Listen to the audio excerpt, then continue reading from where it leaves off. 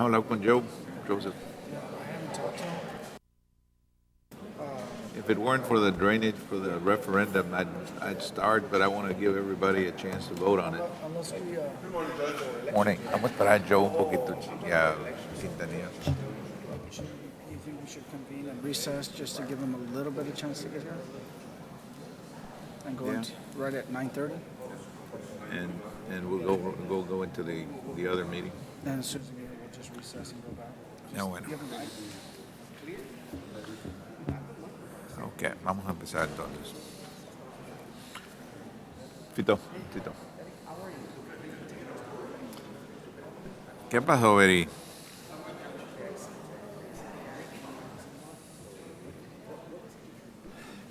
Judge, when you called me last week, I was in the middle of a hearing and dealing with some funding I'm trying to fight for.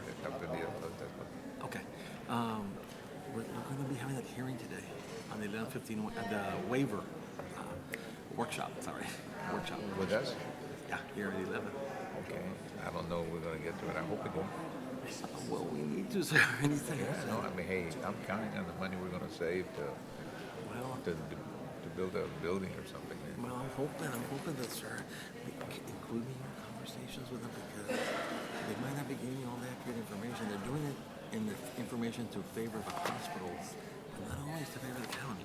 No, we want the county to not have to pay it. Right. Commissioner, ¿cómo está? Good morning.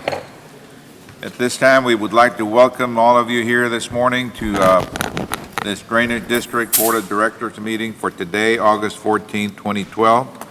Present are Commissioner Palacios Precinct 2 and Palacios Precinct 4 and myself. We have a quorum. We have an item on the agenda that is going to require the adoption or rejection of a resolution dealing with a bond election. And in that light, what I'm going to be doing is we're going to be recessing this meeting to give the other two commissioners an opportunity to be here. And we're going to be convening our regular meeting at this time of the Hidalgo County Commissioners Court for today, August 14, 2012. Again, present are Commissioners Palacios Precinct 2 and Palacios Precinct 4, and myself. We have a quorum.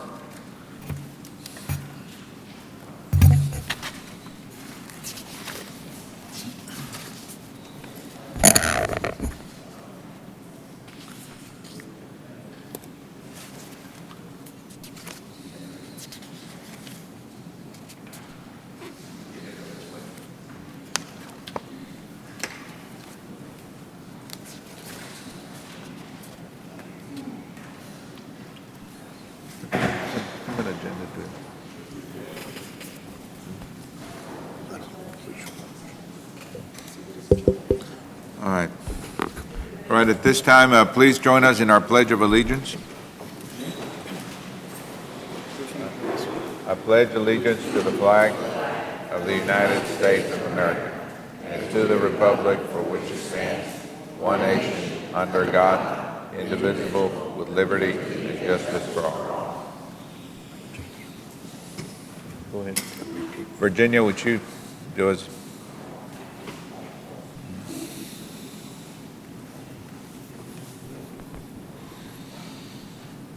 Dear Father in heaven, we ask you to bless this meeting, bless our county, bless everyone involved with our county, and help everybody to do what is best for the people. Please, dear Lord, guide us and help us make good decisions, and bless our families and our troops wherever they are, and bless our country. Amen. Thank you.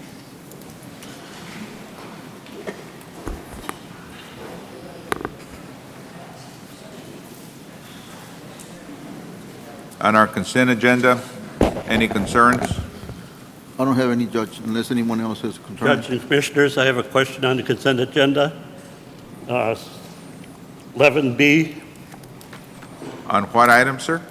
My question is, it's for RMA and it's a $6,982.60 bill. Excuse me, please, what item are you addressing? 11B,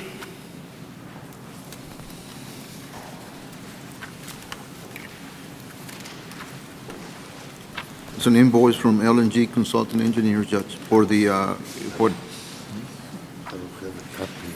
they represent the county in MPO and RMA meetings.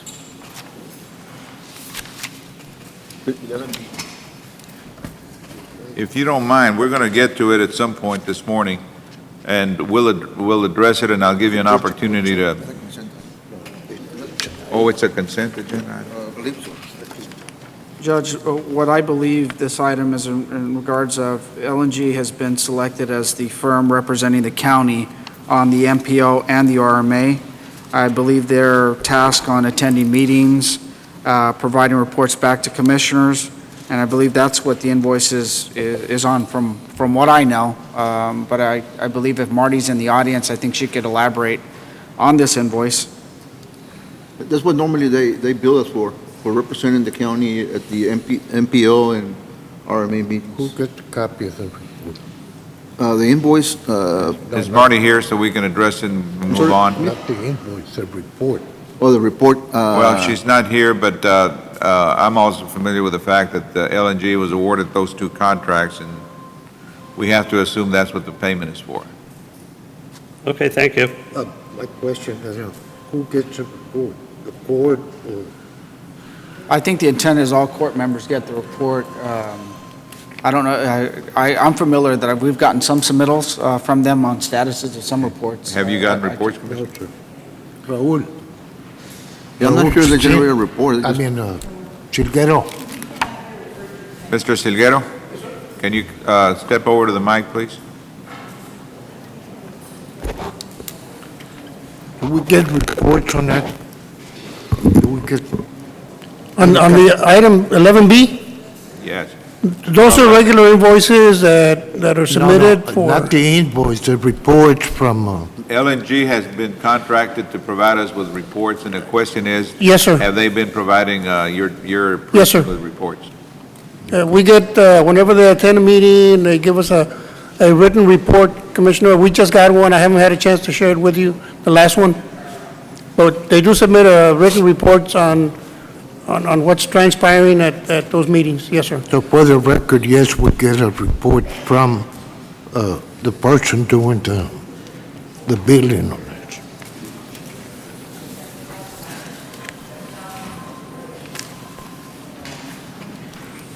Judge, if there are no other concerns, recommend approval of the consent agenda. So moved. Second. Those in favor indicate by saying aye. Aye. Aye, motion carries. Mr. Guerra, Baldi? Thank you, Judge.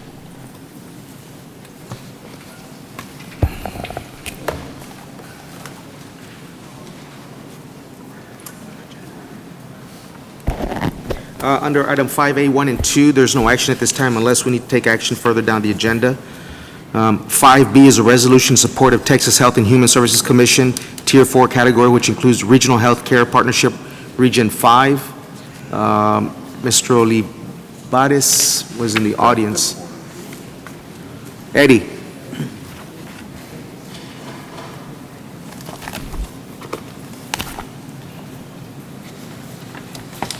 Good morning, Judge, Commissioners. Morning, sir. I have a piece of documentation we need to look at, a resolution. And this resolution, let me give a brief explanation prior to reading it out. Today, we're having a 11:15 waiver workshop today, scheduled at 11. And we have the hospital administrators along with some community members and some elected officials coming to give a brief overview to all the commissioners and the judge in regards to this 11:15 waiver.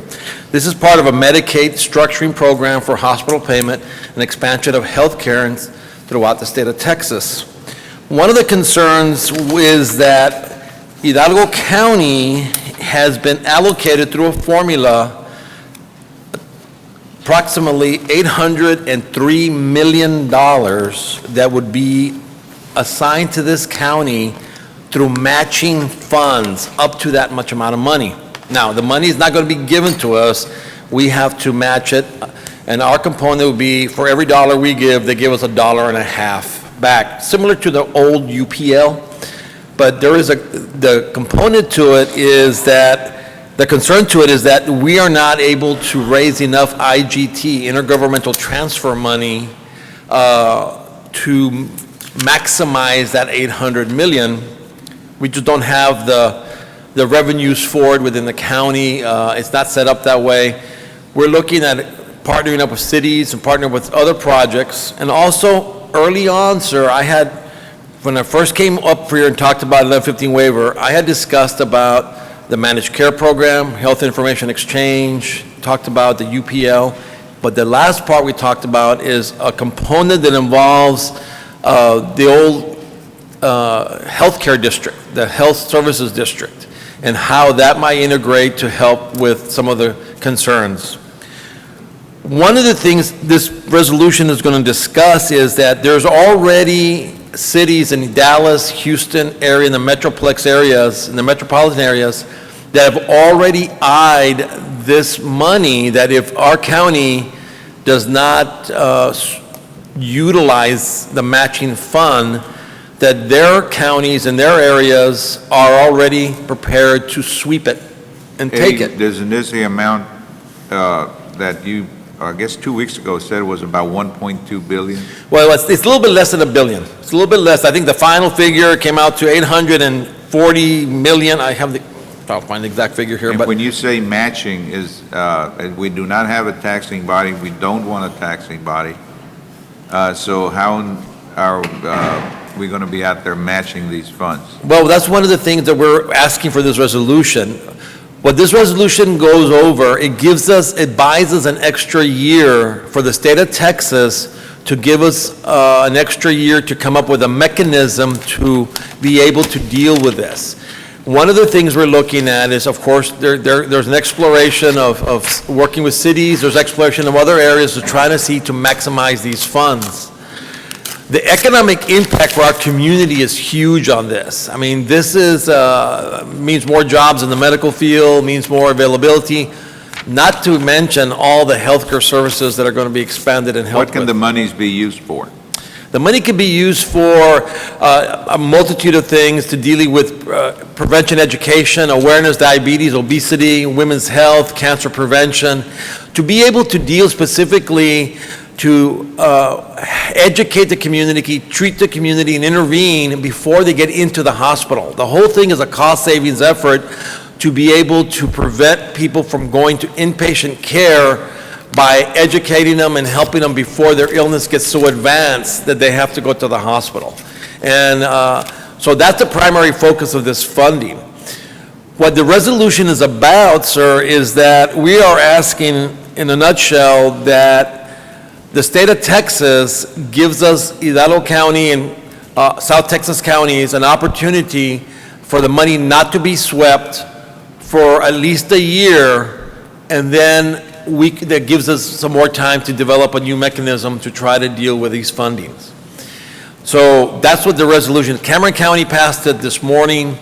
Laredo's taking it to court next week. Zapata County's taking it the following week. There's several border counties, or what they call Tier 4 counties, that we're just asking the state to consider not sweeping this. Now, Mr. Crane's been part of our meetings. He's listening to some of this. He is the one that helped put the resolution together to meet these needs. So before I read the resolution, is there any questions or anything else that you all may have, or comments, Steve, that you may have? I just add that the real issue is it's a 3-year trial period, basically. 3 years? 3 years. To raise the A 800? demonstration period, is what they call it. And what these other counties were trying to do is say, after the first year, if we didn't raise enough, what they call IGT, or intergovernmental transfer, to match the full amount we could draw down, that at the end of the first year, then whatever the other counties would sweep that money for their counties, and we'd be stuck in the next 2 years with whatever the lower amount was that we raised. Is this where the hospitals then are getting involved in, I guess, in helping raise that money? That's correct, sir. That's one of the concepts we're looking at, and I want to preface that in big quotations. It is a concept. It is not a fact. Well, that's what we're going to talk about at the workshop, At correct? 11 o'clock, sir, that's correct. And this morning, anybody interested in listening can, we're going to have a full-blown discussion on it. Right now, you just want to know if we're going to be moving to approve this resolution. Correct, and I could go ahead and read this if you like, sir. This is, yes. Okay. What is the best case scenario for the county? I'm sorry, Commissioner Notoy. The best case scenario for the county? The best case scenario for the county would be that ideally, that we were to come up with about $300 million of IGT and maximize the $800 million. That would be the best case, most beautiful scenario. But the reality is coming up with $300 million of IGT is going to be difficult. So the goal is to maximize the amount of IGT that we can get to match these federal funds. That's the goal. And the match is at a 1-to-1 or what? The match is $1, for every dollar the county puts, the federal government will give us approximately $1.50. The range may rate from $1.50 to as much as $1.70 to as low as $1.30. It's a flexible rate that the federal government figures. Now, Eddie, is that dollar in funding or in services as well? What would It equate is to? not fee for services, so it's not like a check they're going to give you. You have to develop programs with partnership with the hospital and community partners, community clinics, county clinics, and work within the community, and you set up projects that would be paid for by the organizations, and then once they meet the metric or the goal the federal government wants you to meet, you will be compensated for those services at that time. So you got to put the money up front, put the program in place, and then you meet the metrics the government has for you as developed by the regional health plan, which we are developing. Then we will compensate the person for those services once those metrics are met. If the metric is not met, if the mean is not met, they would only get paid a percentage of what the cost would be based on the outcomes. Eddie, is this IGT in addition to the 8.25 that the county is already contributing? We are looking and exploring different ways at IGT, including additional county money, additional city GR money from cities, and they're even exploring, and we still have not got final legal counsel approval from the state, including school districts, that the school districts may actually participate, but that's pending from the state. That's not a final yet on school But my districts. question is at dollars. The county currently contributes 8.25? 8.25, yes, sir. Right. So these additional monies are on top of the 8.25 or Yes, part sir. of the 8.25? This would be above 8.25, yes, sir. Okay. It would be above 8.25, but the money could come from the county, it could come from fees, it could, as long as it's a GR source, a general revenue source, taxable general revenue source, from a city, county, or government entity, it could be considered for IGT. All right. Any other questions? If not, I would entertain a motion to approve this resolution. So moved. Sir, can I read it just for it could be in the record? So we Yes. could have, okay. Resolution in support of Texas Health and Human Services Commission, HHSC Tier 4 categories, which include regional healthcare partnerships, Region 5. Whereas the state of Texas requested for the Center for Medicaid and Medicare/Medicaid Services, a Medicaid Section 1115A, demonstration entitled Healthcare Transformation and Quality Improvement Program, which was approved on December 12, 2011 through September 3, 2016, the 1115 waiver. Whereas the 1115 waiver has a twofold purpose: to expand the existing Medicaid managed care program, STAR and STAR Plus statewide, and to establish two funding pools that would assist providers with uncompensated care costs and promote health systems transformation.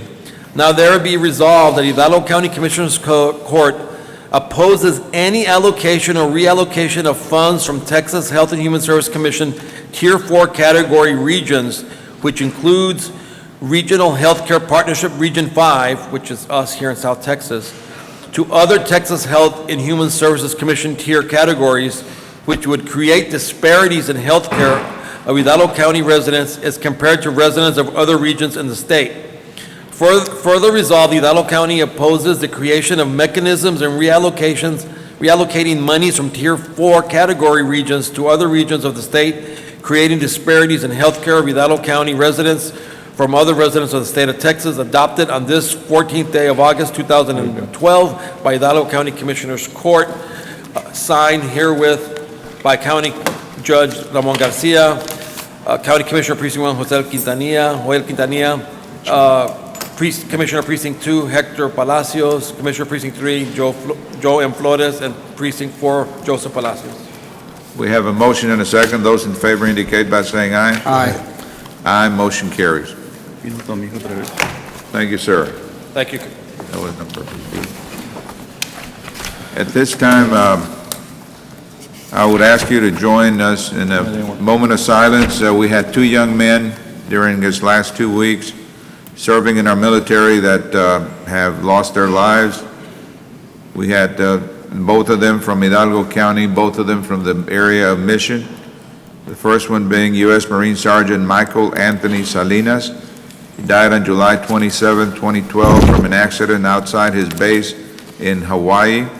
He was born July 7, 1984, a 28-year-old young man, married to Yukihiyama Salinas, and they have an 8-month daughter, Elise Salinas, and they're from 817 Durango Street here in Mission. The other young man that passed away is Army Sergeant Salvador Hernandez Jr.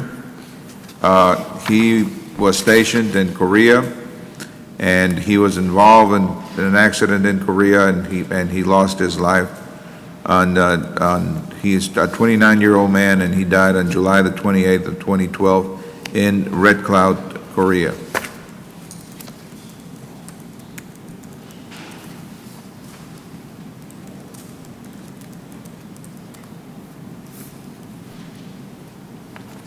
Thank you.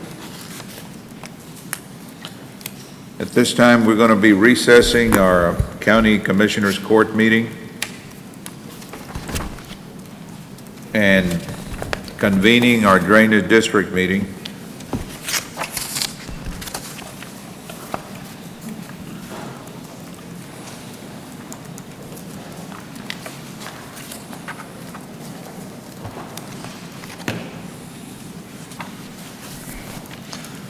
All right,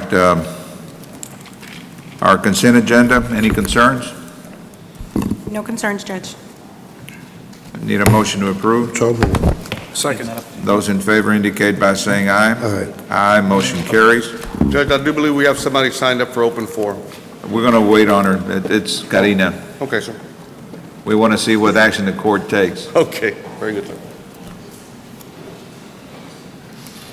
All right, item number 4. Item 4, approval of TxDOT US 281 Drainage Outfall Construction and Maintenance Agreement, CSJ 025507-129, from FM 2812 to FM 162 Fayetteville area. This is the agreement that we have with TxDOT on the discharge drainage system for the US 281 improvements. We have had the item looked at, reviewed, and it's ready for the board's consideration. All right. Need a... So moved. Second. Those in favor indicate by saying aye. Aye. Aye, motion carries. All right, item 5. Item 5A, discussion of potential bond election and final financing.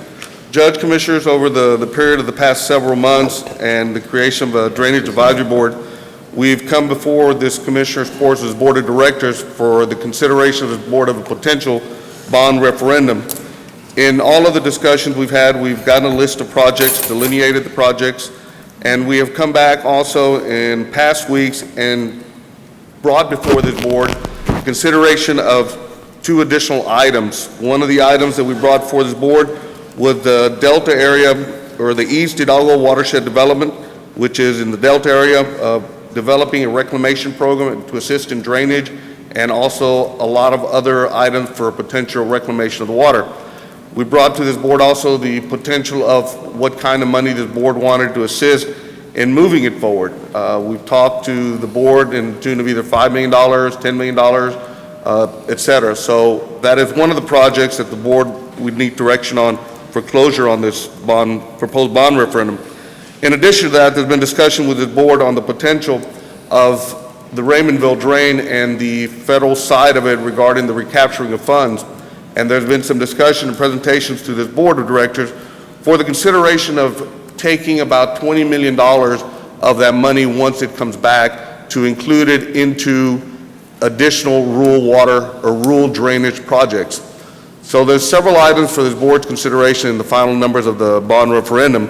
One, if the board wishes to move forward with $5 or $10 million on the Delta area, and the other, if the board wishes to move forward with the $20 million once the project is funded and we receive reimbursement back from the federal government to allocate those $20 million into rural drainage development. We have legal counsel here, we have financial advisors here. We've drawn up adoption orders for the bond election if the board wishes to call one. We've also brought forward a resolution identifying how these projects are going to be done and what projects are going to be done. This bond proposition is a very tight bond proposition in which it reflects specific projects that need to be done or can be done. And it also is very specific that if these projects are not done, then the money will be going back to pay the debt service associated with the projects. So we're here to answer any questions the board might have or want to consider before moving on item A. All right, the committee has met and made some recommendations, and that's our 25-member Citizen Advisory Committee. That is correct, sir. And we had that presentation given by Dr. Guajardo That is correct, sir. and Commissioner Jim Darling. That's correct. That was last week. Yes, sir. And what they were proposing was, and they gave us a list of the various projects, the largest one being the Raymondville Drain, 110 million, and then about another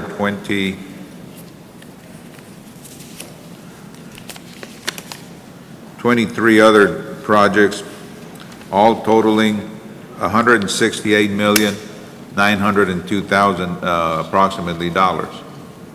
And what you're suggesting this morning or proposing is that there are two other projects that could be considered at this time to be included in this bond issue.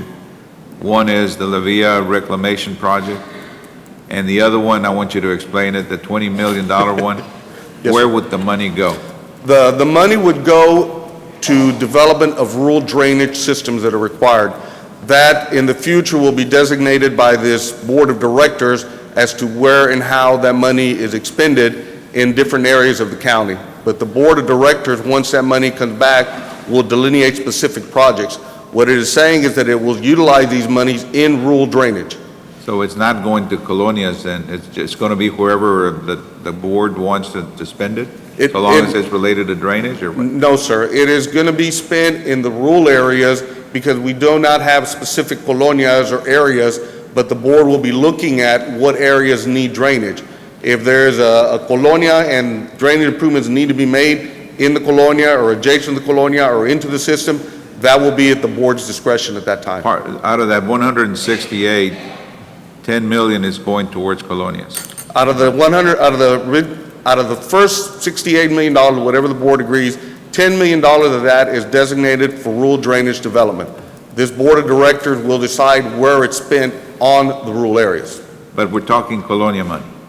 We're talking rural development, sir. And All the area outside basically of the city. incorporated city limits. Because I understood from the meeting that when we were discussing it, that if we're going to be using it and we're going to be outlining it, whatever we may want to call it, that it's going to be spent on some colonia projects. And that I leave to the board of directors on that I'm type of. talking about the 10 million Yes, that sir. is being proposed. Yes, sir. All right, and the 20 is in the same posture? Yes, sir, it is.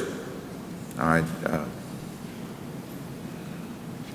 Why don't we, well, at least probably hear a little bit more on the La Villa one. How did it go between 5 and 10? What would 5 get us? What would 10 get us? Obviously more money. Right. But what are basically we the- going to use it for? Sure. Basically, the La Villa project itself is about a 90-some-odd million dollar project. What this $5 or $10 million will do will get us to the point of buying the land and doing the major drainage improvements that will be of direct benefit at this time.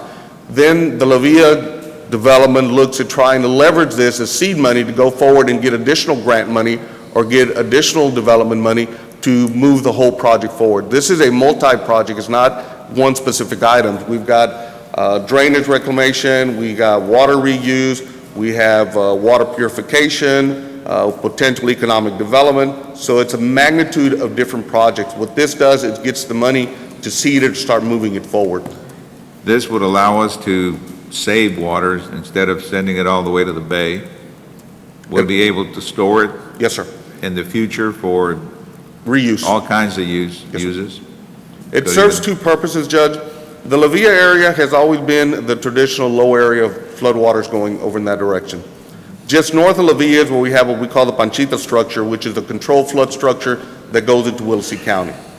If we have a major event, both in Willacy County and Hidalgo, we have to close those gates. So what happens is the water starts ponding and backflowing into all of the systems in the Delta area. What this large detention facility will allow us is to keep the water in a hole versus putting it out into the streets or putting it out into the people that live in that area. That is where it's a major benefit to Hidalgo County Drainage District to be able to provide additional drainage and not impact the Delta area by the continuous growth on the west side. What kind of impact will 5 million have on our tax rate for the drainage district? $5 million, Judge, is, and I don't want to use the word insignificant, but we're into the hundredth of a penny. And the 10 million? If you put them both together, I think you might be looking at maybe 1/100th of a penny in the development of those dollars. What would that mean to a home, a $100,000 home, I guess? I'd have to divert to financial, see what 1/100th of a penny is on a $100,000 home.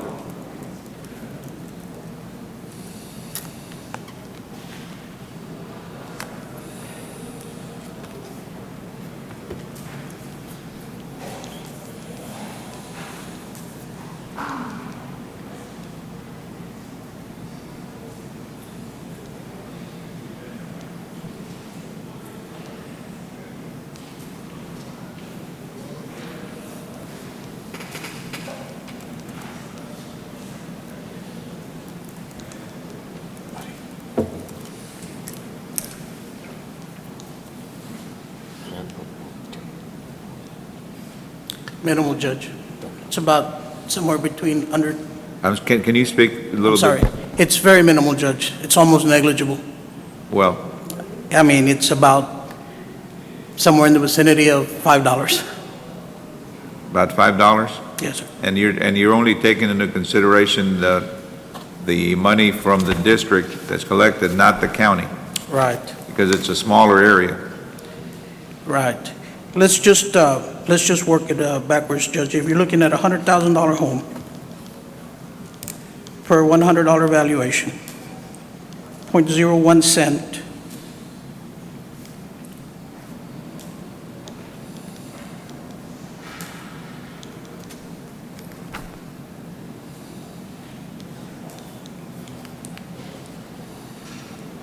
it's $10.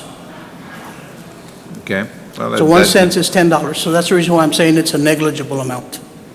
We're looking at 1/100th of a cent. All right. We just want to make sure that when we're voting on it, we all understand the impact that it's going to have on our residents. If they vote on it, as a board, we're not voting to increase the tax rate. We're voting to, I guess, to make the community aware that there is a need for this type of a project, and let the community tell us if they want to increase that tax rate.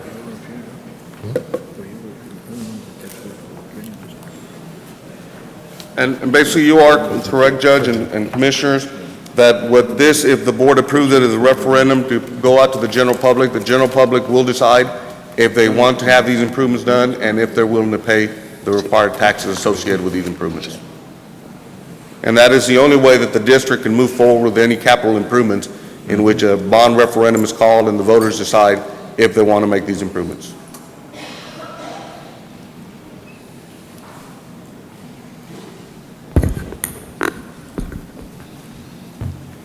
Well, if $10 equals, or 10 million equals $10 is basically what I understand, right? If we do the $10 route? Yes, sir. I guess if using that same math, if we go the 20 million that's being requested by what I call the Colonia project, that would be an additional, what, an additional $20? $20, if that math is correct, sir. So all of a sudden, we're looking at 30, and the initial bond issue would be 20. So we're already up at $50. Yes, sir. And that, now we're getting into, and the concern that I have, and I know the court has, is the increase in tax rate and the impact that it'll have. Because out of the top 20 counties, I'm talking about Harris, Dallas, Travis, Tarrant, El Paso, Webb, Nueces, of all the counties in the state, the bigger counties, we have almost the highest tax rate.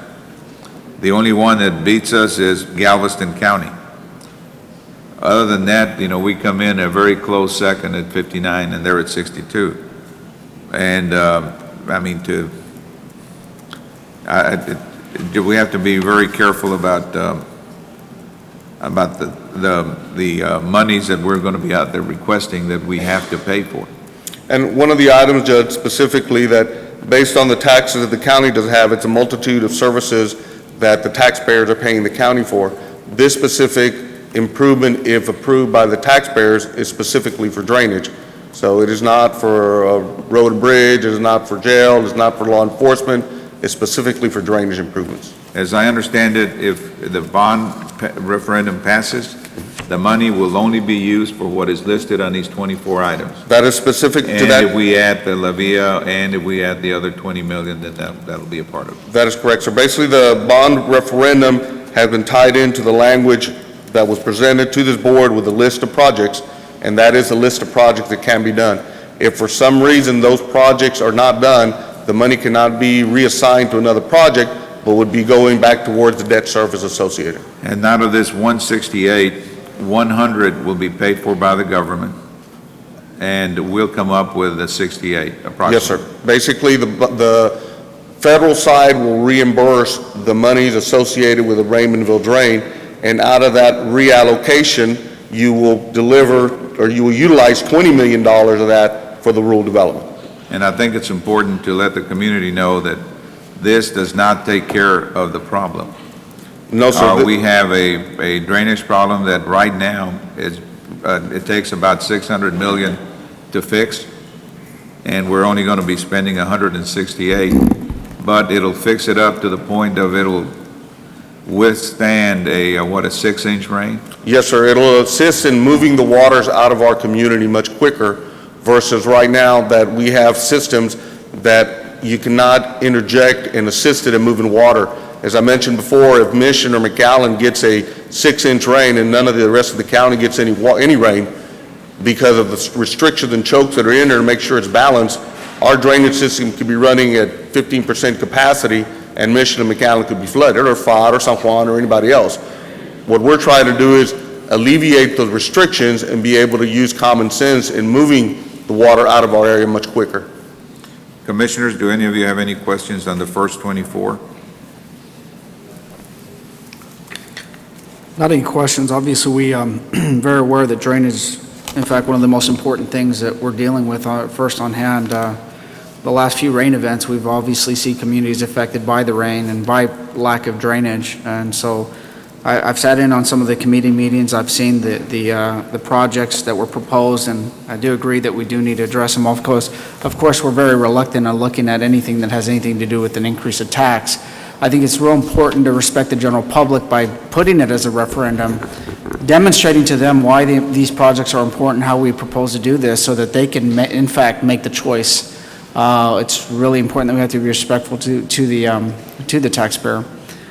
In light of what the committee has done and through the Drainage District and the judge and commissioners, we have wholeheartedly invited several groups from Colonias. The composition of the committee was very comprehensive. I do respect the work that they have done and the great, we're all in this together. But I think the most important part is, which I think that we can do a better job, is communicating to our general public where we're at, why it's needed, and how we intend to to solve some of these issues, so that at the end of the day, the preservation of their properties is the most essential thing that we do. So that's just a comment from my behalf. And as the previous referendum that the board considered and passed, we are doing a major outreach to the general public if the board moves forward with this referendum by having meetings scattered throughout the general area from the Delta to Donna, FAR, McAllen, Mission, if the board moves forward on the referendum. And beyond that, also going to any Rotary Alliance or anybody that wants us to go and give information.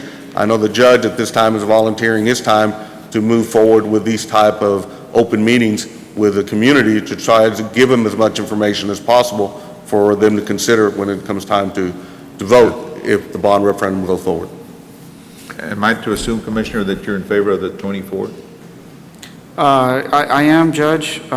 So as long as we obviously get the greatest return on our investment, I think at the end of the day, if the federal government is in, we're hand in hand together on this, and they're going to flip the largest part of the bill, I think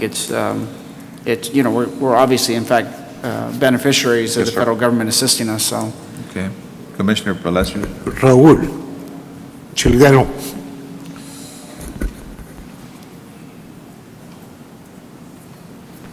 Earlier this morning, we had a conversation regarding the possibility of a referendum on the bonds, and you made an observation. Would you share that with the court?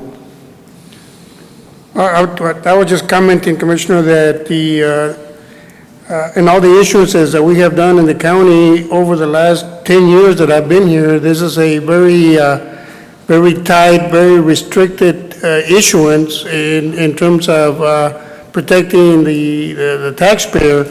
If we don't get a certain guarantee from the government, that won't go forward. If a project that's listed on there is not initiated, then the money will not be able to be spent on other projects. So I was just telling Godfrey that was a very tight and restrictive issue and covenants that I have seen and since I've been here doing this kind of work. And the reason is, we don't want the same thing that happened in the last time we had the issuance, where out of that 100 million that initially people thought was going to be spent in a certain area, it got moved to another location. Yes, If sir. we don't I spend think it this on is a any very one of these protective, 24 projects, it's taxpayers. not going to be spent. Yes, sir. Thank you. Any other questions, Commissioner? And before we move on, why don't we take the La Villa project first and then the other one? Because those are the two that you're requesting that we consider. Yes, Should sir. be included. Yes, sir. Is Commissioner Flores here? Yeah. Okay. Can you ask JP can join us? Dale.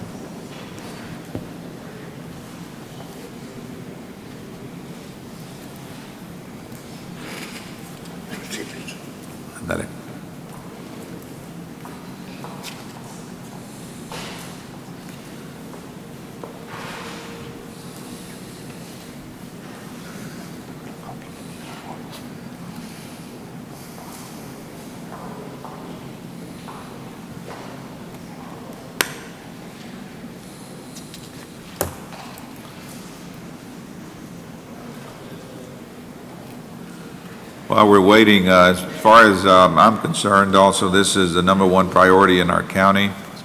We have the need to protect $38 billion worth of appraised property values, and we have approximately 900,000 people living in our county and living in many of these different areas.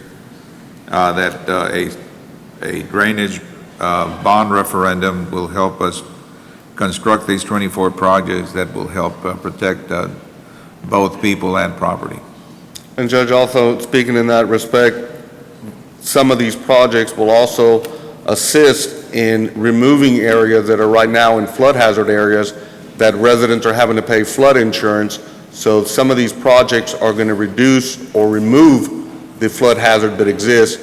So there will be residents also that have mortgages that are required to have flood insurance that will have the potential of getting a lower premium on their insurance because of the drainage improvements that are being done. In addition to that, some of these projects are going to open up more land for development in major urbanized areas and thus increase the tax roll for the cities and the communities.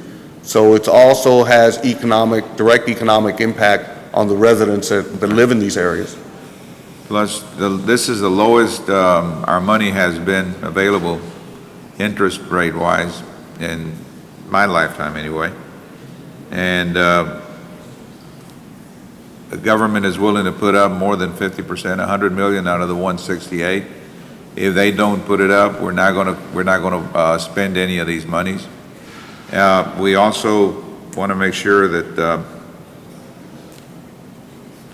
we recognize the fact that the longer we wait, the costly it's going to become.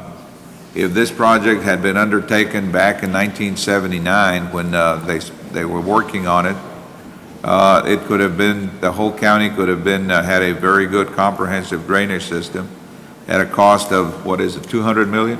It was the project was $11.7 million, and it's gone from the $11.7 million to $259 million. Right. That's tremendous increase because of all the different factors that we've all experienced. And the demand for drainage will continue growing based on the growth of the valley, you know, the drainage. I know, Virginia, you want to say something. Sitting on the edge of my seat because I'm sitting there wanting to say, what guarantees do we have that the federal government is going to give us that money? I'm sorry? What guarantees do we have from the federal government? You're going to have a line item in the bond issuance. If the money does not come from the federal government, we will not spend it. We're going to have a commitment up front. It's not going to be like, well, here's our lawyer. He'll answer that question. It's a good thing you came, Chuy. Good morning. I want to make sure that before we go any further, Judge, and any representations are made with respect to the election, that I explain to you how this order is set. May I? We have one more commissioner here. Okay. Let me make sure.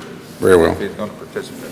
I'm going to say, And I think that'll answer a lot of the questions, including the federal government's going to, including the feds. okay.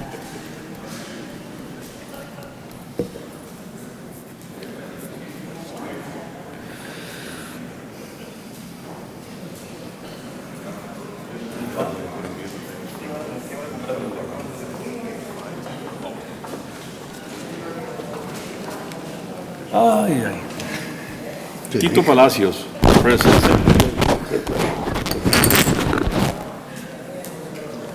All right, sir, you can go ahead. Okay. Let me tell you how we have structured this election order in order to accomplish a couple of things. One is we have one bond proposition, just one, and that's an up or down vote. And the options that you have before you in the order go from 168 million to $180 million. So it's an up or down. Now, there's two broad or two general projects that we've outlined. One is what we're calling the Raymondville Drain. The Raymondville Drain will take 100 million of that 168 or 182. That's the only portion of the amount that is conditioned on federal funding. That is to say that you will never issue the $100 million Raymondville Drain unless you have enforceable assurances from a federal agency that you will receive 70% of that $100 million. I thought it was a total of 100 million, not 70% of 100. The reason it is 70, Judge, is because you are wanting or you are considering allocating $20 million, which is 20% for the rural development. Well, without taking that into consideration. Then it's a 90-10. Okay. Okay, so that's what we were calling the conditional approval. So we can spend the 68 The 68 is spent by you on these different 24 projects. on the other 24 projects that do not include the Raymondville drain, which we're calling those in the attachment, the attachment that has all these numbers. Right. We're calling that the master plan update project. So those are the two broad projects, okay? And the 68 or the 69 or whatever that amount is which you eventually adopt, that will be up to you to spend, but only on those projects that are listed. What guarantees do we presently have from the government? None. What have they told us that makes us believe they're going to give us 100 million? There is this is something that I'm representing to you on the basis of discussions that we've had. But I understand. On the basis of what? Discussions that we've had with the committee and with Mr. Garza. He can tell you more about that. But what about the government? What have they said? The government has said nothing. This is a program that you have to apply for. There's federal legislation that permits the funding. Currently, there is no dollar appropriation for this project. How did we come up with this belief that 100 million was going to be given to us by the government? Years ago. We have the law from the federal government, which we've sent copies to your office, identifying the Raymondville Drain as a project approved under Water Resource Development Act, okay? It is one of 1,000 projects in this law. In addition to it being specified in the project, it has the formulas in there that gives you the ability to pay function on it, which goes in there and gives you the dollar percentage of what you will be able to apply from the federal government to recapture your money. That is the law that's on the books in Congress. Does the Army Corps of Engineers have anything to do with the project? Yes, sir. This project is under the supervision of the Army Corps of Engineers. So they're going to handle the construction? No, sir. Basically, the Army Corps of Engineers is a federal agency that reviews and provides the permitting and the approval in order to move the project forward under federal guidelines. And we are under contract with the Corps of Engineers to be reviewing the project, making sure that all the i's are dotted and t's are crossed on the project to make it a federal project. And to answer Ms. Townsend's question, we're talking about the 100 million whenever we're saying that we're not going to be spending an amount. Right. Until we get a guarantee from the government that it's going to come up with 100 million to You pay. will not be issuing any bonds until those conditions are met. Let's use two different words here. One is bond authorization and bond issuance. Bond authorization is what the voters do. They will authorize you to sell up to 182 million or 169 million in bonds. That's the authorization. The issuance is the actual sale of the bonds. The 100 million will never be issued, never, unless, and these are the 4 conditions that we've imposed on that, or actually 3 conditions. The district has confirmed that the district has received an official, legally enforceable commitment from an agency of the United States government under one or more programs, including the Water Resources Development Act, subject to its terms and conditions. That's the first condition. You will not be able to legally issue bonds until you can prove that. 2, the condition would be that the federal government will reimburse the district an amount equal to at least 70% of the actual cost of expenditures to install the Raymondville drainage project, for which the bond proceeds are delivered. And then finally, the opinion of qualified legal counsel to that effect, so that 3 years from now, you will still have this authority in your books, but you will not be able to issue those bonds, the 100 million, unless these conditions are met. So for instance, if the federal government were to come to you and say, well, we'll give you 60% of the 100 million, you will not have the legal authority to sell those bonds. You will have to call another bond election. All right, sir. And you will have to have Mr. Crane's opinion or other competent counsel that the government's grant is enforceable. All And right. unless you do those things, the Attorney General will not approve that bond issue. All right. And this is, I think, what Mr. Siguero was saying, that this is very tight. Now, the 68 million, you will have the authority to issue at any time within 10 years. That's how long the authority will last But for. it's also restricted to those projects. Restricted to those projects. Now, let's make sure that we understand this. Those projects are listed in your attachment under Master Plan Update for 80, currently, the budget that I have is $80,402,000, okay?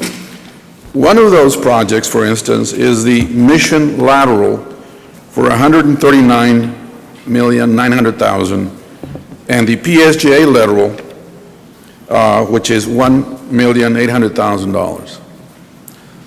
Those are estimates. As within those projects, you might have some shifts. But, for instance, if you decide not to do the PSJ lateral, you cannot include a project in here that is not already in here. You may shift the money from the PSJ lateral to the Mission lateral, but you cannot shift it to Chu Ramirez's lateral somewhere else if it's not on this list. All right, sir. Thank you, Mr. Ramirez. You're very welcome. All right, we need to address the two suggestions that are to be considered to be added to this list of 24. The first one being the La Villa project. Is there anyone here to make a presentation in behalf of that project? We have some personnel from La Villa, if the board wishes to hear from them. I know the mayor and the city manager and the project construction manager are here. I don't know if they want to address the court or not.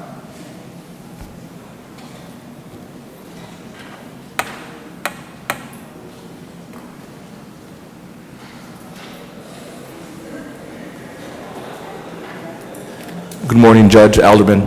But I have Mr. Steve McGarrett from Dannenbaum Engineering and Ryan Murphy, who's a project manager that will address the project, the numbers per se.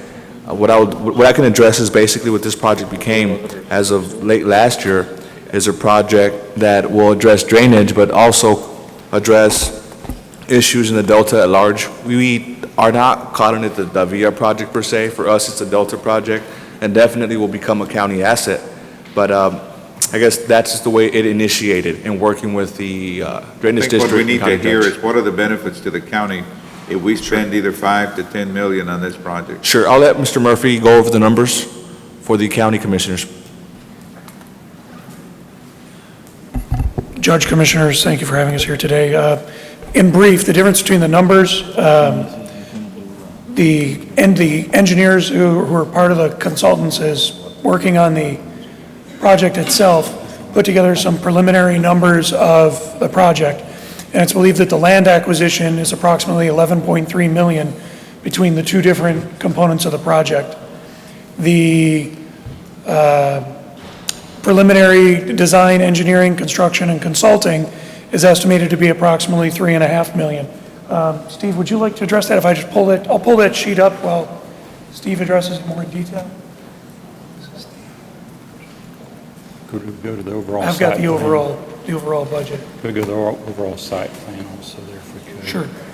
Since I can only show two of these at the same time, or show one of these at the same time, before you is the proposed budget, which lists land acquisition in Phase 1 at 6.6, which is part of the Mercedes-Weslaco East lateral project that Commissioner Quintanilla was able to get a lot of funding for to get that project started through So the you previous already disaster. got some monies then?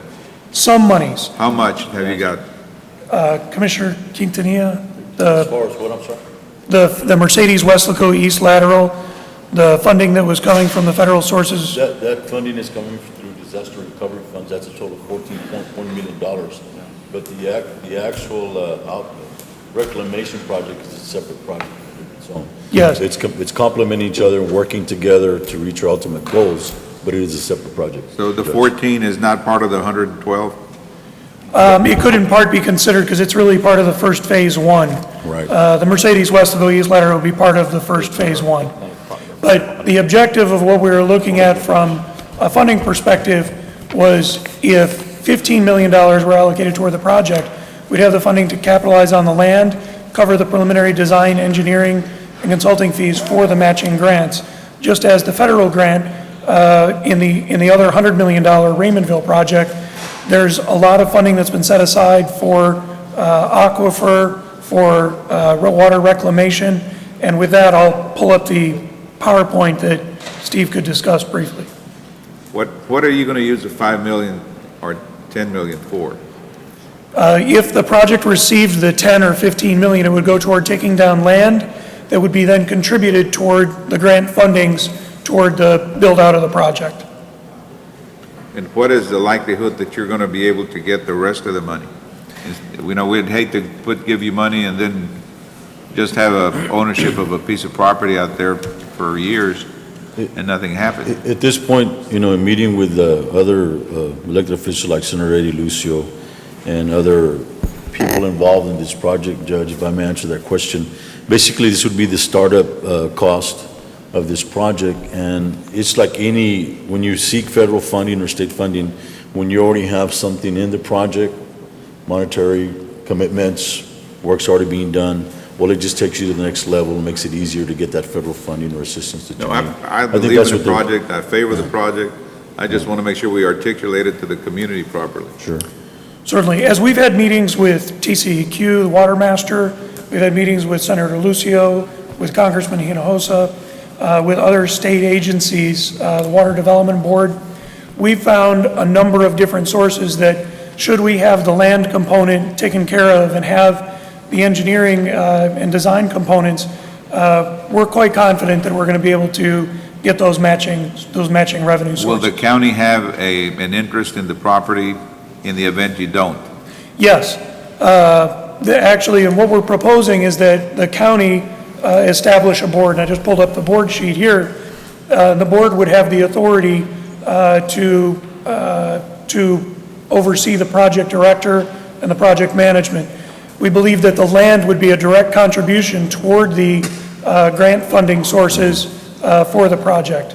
Also, as part of this, and the reclamation component is the reclamation of raw water as well as potable water, that the county will actually have a revenue source through this project. And this is a project that under Godfrey Garza with SMB Engineering had done a preliminary study for the harvesting of the rainwater, of which we're talking about harvesting 15 million gallons a day of water and potentially being able to store that as well as even additional capacities that would be able to recharge the aquifer where we wouldn't just use surface water, we'd also be able to use our own well water through this basin.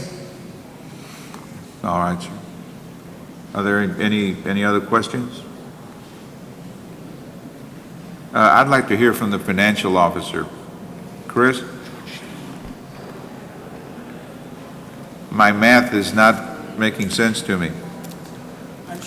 You indicate that at 10 million, it's about $10 increase. No, I didn't indicate that. What I was responding to was the question of how much 1/100th of a penny was in per $100 valuation. Well, no, I'm talking about tax rate. How much of an increase in the tax rate? And that's what I'm going to answer for you here in a minute. Every penny will generate Let me just get my... 2.5 million per year. 2.5? No. The drainage district? Not on the drainage district, but on the county level. Yeah. Okay, Judge. I believe the question that was asked is if we go from the $69 million and we add 5 million and 10 million, what does it mean in terms of a tax rate impact to retire that debt? Is that the question that... That's one way of phrasing it, yes. Okay, sir. Going from 169 and adding 5 to 174, it's going to require, the 169 will require under 2 cents, and the additional 5 will require 0.0210, so slightly over 2 cents. Total? For 30 years? I'm sorry, sir? For how long? For 30 For years? 30 years, yes, sir. At what amount? We're, 2 pennies. I think he said. A little bit over 2 pennies for 30 years? right. We're looking at $169 million, and then adding $5 million, which was the request for the additional $5 million, one analysis, and then the 169 plus 10 million was the another analysis. But we're not figuring that we're having to pay the 169, because we only want to pay 69. I understand. The corresponding tax rate for the increase from the 69 to the 74 for the $5 million is the difference between 2.10 and 1.91. Pretty close to 2. Mr. Garza, there was No, it's a lot some less. recapturing of funds that would go to this debt, no, that you had mentioned prior? I'm sorry, sir. No, the question is for Mr. Garza, for Garza. Sorry, Commissioner? There was some recapturing of funds that would go toward this debt, no, you had mentioned before, 30-year payout. Not on the 68, not on the $69 million. That's about on the 100 million? on the $100 million, Right. yes, sir. But I think what, So we're just looking at the 69 million, correct, Judge? yes, sir. Right. This debt service that he is identifying is just the debt payment on the $69 million. How much would each penny generate on drainage district per year? I think you had that somewhere, Chris. I'm sorry, sir? How much would each penny generate on the drainage Okay. district tax? I broke it down for Mr. Garza. 1 cent on your assessed valuation based on 26 billion is at 100% collection is 2,600,000, 1 cent. So it'll be about 4 million per year that we're going to recover extra. And 1/10 of a penny is 260,000. 1/100 of a penny is 26, and 1/1,000 is 2,600. You're right, Joe. So we're looking for the benefit of the taxpayer, approximately a $22 a year tax increase For the total on a $100,000 home. on 2 pennies? Yes, on the 2.2. Okay.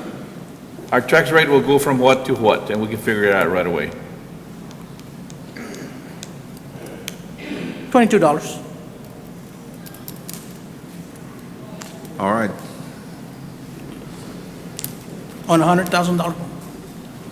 Any other questions on the La Villa project? If not, then the other issue is these 20 million that I call the Colonia drainage project. Right. And you refer to it as rural project. Rural development. Then the $20 million is basically tied in to the $100 million. So there is not a taxable increase because that is a separate item if we get the federal money back. If But we- how could it not be a taxable increase?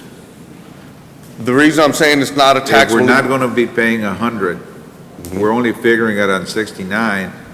If we are going to be having to pay on that 20, that's an additional taxable. Okay, there will be an increase on that $20 million Right. if it is assigned to the rural colonias or the rural development when and if we get the reimbursed money back. I can't tell you what that $20 million would be, only based on what Chris is saying right now, that if $69 million is 2 pennies, then $20 million would be a third of that, which would be 3/4 of a penny in the future if we pay those $20 million on the rural development.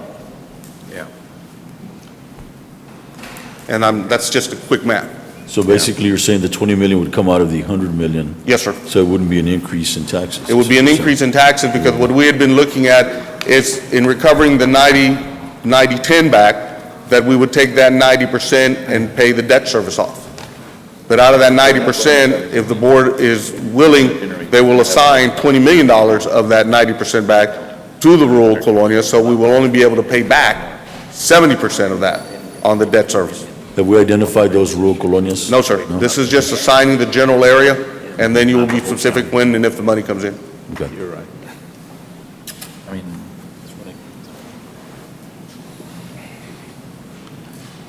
Valde, Yes, sir. Yeah, well, let's how get much Chris. would every penny for the county, not for the drainage, Chris, I want you to listen to this because I mean, generate we're trying to do the math in our head, but we want to make sure we do it right. Every penny generated about más o menos $2.5 million? 2.5, 3, somewhere in there, it's a So- little so- more than 2.5. So how can every penny for the drainage district generate $2 million? If we're so much lower in our tax rate. If you remember, Commissioner, I prefaced it by saying A ver, that Raúl. He's assuming 100% collection Right. in the tax 100%. rate to compute the 2.6. So, but At the what's county, we assume 93%. 93. Okay, is that correct? that is correct. All right, but what is the tax rate you're using? At 59 cents per $100 for the No, county? no, yeah, but for the drainage, The way drainage is there. I different. know, what is it for the drainage district? On the analysis, we used the collection rate. No, and what it is, what the tax reality rate. of what it is today. I believe it's 93%. I'll let financial officer give you that. Yeah. Porque it's a lot less. See, man. I think it's, Godfrey sabe, Godfrey, how much would the penny generate for the drainage? About $2.6 million. well, what is our tax rate? The collection rate for the drainage district is also 93%. It's what? 93%. To collect, what is our tax? No, no, rate? No, what is Tax the rate. rate, not the What is it, percentage 7 cents, 3 collection? cents? 7.33, Okay. 7? or .0733. How much of that is debt service? Our debt service is .0292. Okay, figure it out, you said 26 billion, which is a district, at 7%, or, the .07. You got your computer? Yeah, I have my calculator. I have those calculations already prepared here. I would. But it doesn't make any mathematical sense. I understand. We've got all of that summarized on one page for the court. Judge? Go to page 13.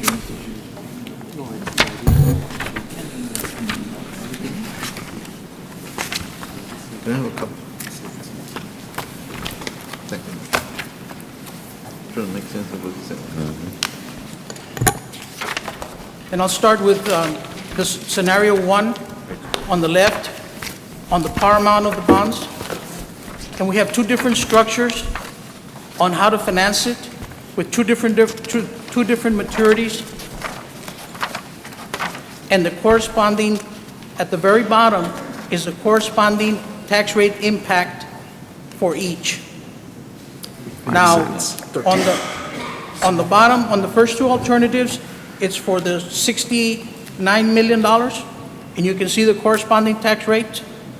Then you have the additional 5 and the corresponding tax rates, and then you have the additional 10 and the corresponding tax rates, all summarized for you. And that takes into consideration collection rates, et cetera.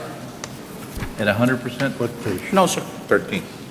at the current collection, Which is what, 93? at 93%. At the actual About 90, collection, yeah. at what's used for budgetary purposes.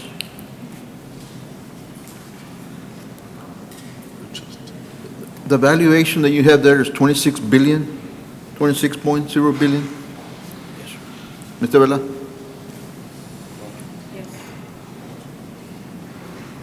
Yes, it's for 26 billion. The county says 25.4 billion. Yes, the district So the is higher. district is higher? Yes. Yes, you need to tell them more about it. Why is that if part of the districts, part of the county We is not don't in the have district? as many exemptions, even though the But part of district the is... county is not in the district. No, part of the district encompasses a smaller amount, yet we don't have as many exemptions as the county does. The county has granted a lot of exemptions on taxes for developments, et cetera, and the district has not granted those.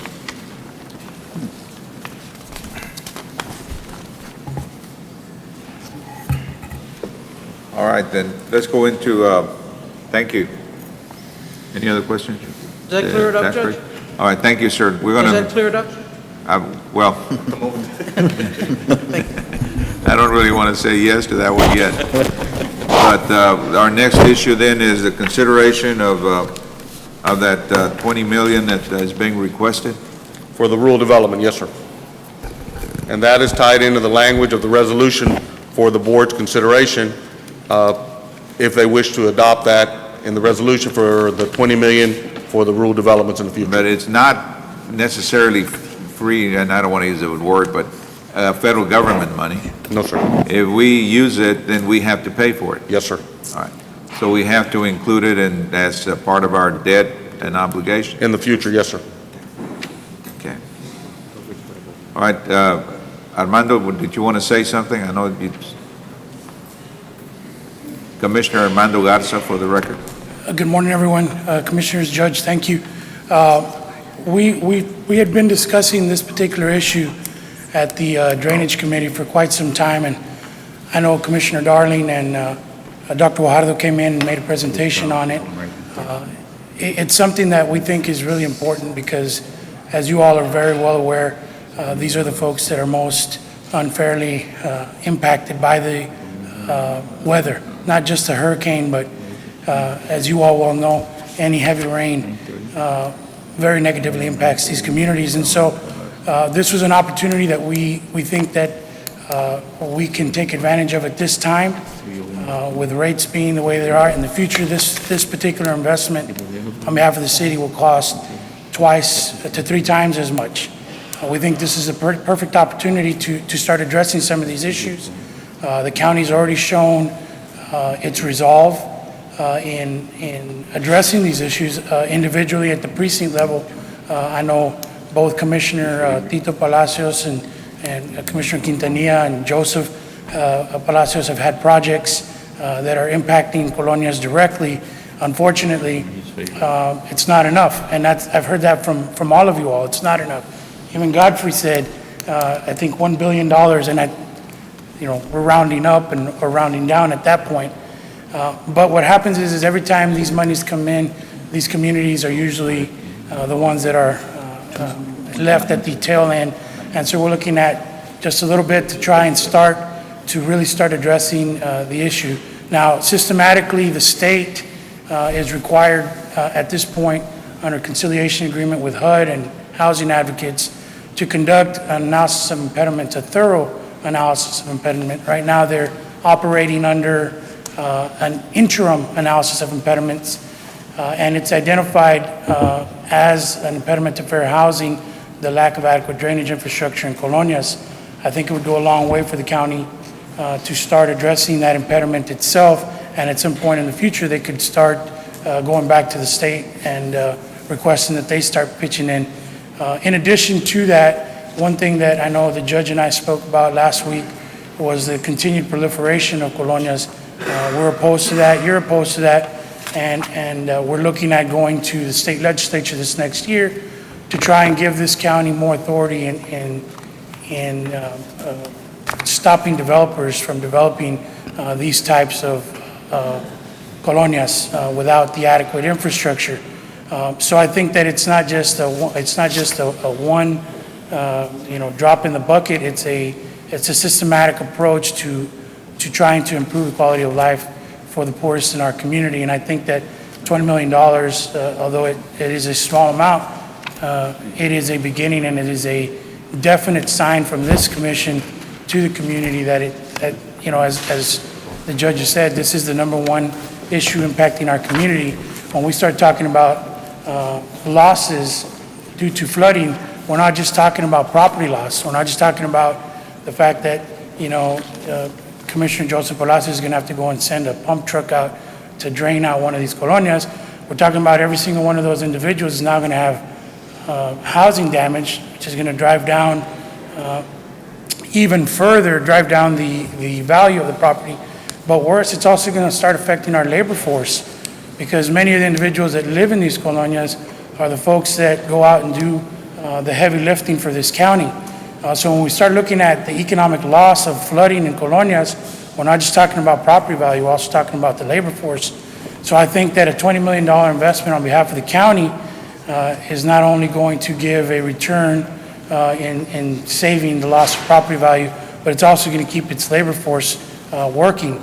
And so I highly recommend that, as has been said, it is a negligible expense to the citizens of Hidalgo County.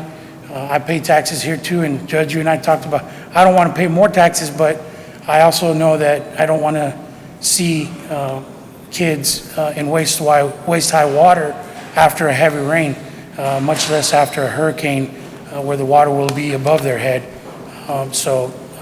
At this time, what I do want to say, though, because I know the question has come up about which colonias, the state is going to have to do a drainage study on colonias as part of their agreement with HUD.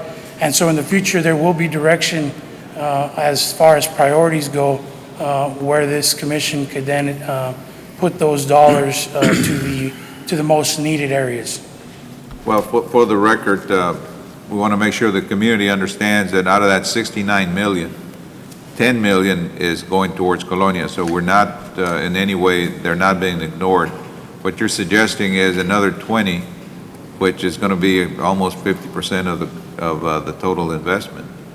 But I just want to make sure we clarify that under the 69 million, if approved, the Colonias will be allotted a $10 million amount, for drainage improvements. That's correct. Okay. Mr. Barnes, did you want to say something? I think you clarified some of it. Out of the 168 million, now I've heard 5 million, 10 million, and a 20 million. Are those separate projects? The 5 to 10 is the La Villa project, the reclamation project. The 20 that they're suggesting is the Colonias. Are they included in the 68 million? No, that's what we're talking about. That's additional. Right. Okay, now you asked the question about what the 5 and the 10 million would do to our tax rate. We already did that and went through the exercise twice. Should that be on 68 million or 69 million or What an additional 10 million or million what? would mean, I think it's the way it was phrased.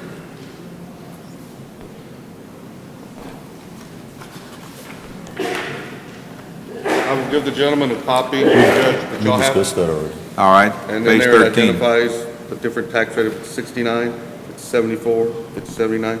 These are the tax rates for each. Thank you. I would like to request one thing. When you do vote on this, could we have a show of hands of the commissioners? I'm sure instead of an aye? the community will know who, how each commissioner and judge stand. Thank you, sir. All right, any other presenters? Just want to make sure I understand this correctly, Judge. So, Mr. Garza, basically we're asking for an additional 20 million, even though $10 million are already allocated out of the 69 million, correct? That is correct, sir. So I thought the scope of it was a total of 20 million. So 20 million plus the 10. It's 10 million on the 69 million, and it's 20 million out of the Raymondville drain in the future, which would be a total of $30 million into the rural development over the length of the whole program. Our county has got some very serious drainage problems. This 169 million does not address all of them. It will take, we've been told by our engineers and the Army Corps of Engineers, a total of about 600 million in today dollars. So we are by no means taking care of the problem totally, and we're trying to do the best we can with the limited resources that we have, because we do not want to overburden our taxpayers. And I make you aware of the tax rate as it exists today, where we're number 2 out of the top 20 largest counties in Texas. I don't know, Commissioner? Judge, I think it's important. I know that, the position at least I hold is obviously present what the options are for the general public for a vote at the end of the day. That's what it's going to be. We're doing our due diligence to educate the general public of what those projects are and how it affects us, the benefits, and obviously the cost for those things. So I feel very comfortable presenting to the general public, so as long as we increase communication and present to them what we're proposing to give them as options and let the voters decide. I think that's doing our due diligence. We can't argue that drainage is in fact one of the most important thing, and this community continues to grow. And unless we start getting ahead of the 8 ball, we need to continue doing things like this to give the voter, at least educate them what the issues are, and give them the choice of voting on it or not. Yes, sir. Well, I'd like to begin the process of voting, but we're missing two commissioners, and I'd like, if we can, have a full court. I'm going to take about a 5-minute recess.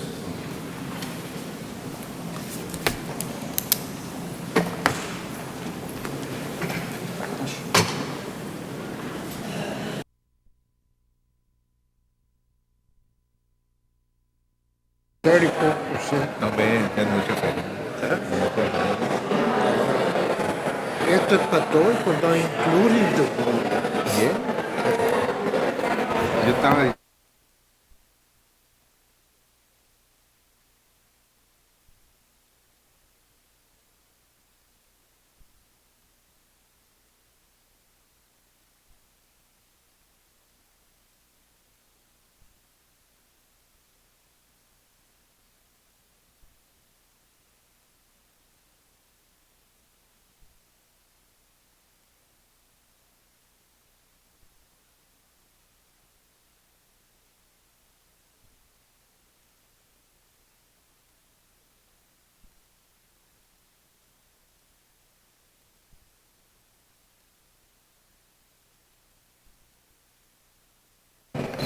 or the ruler.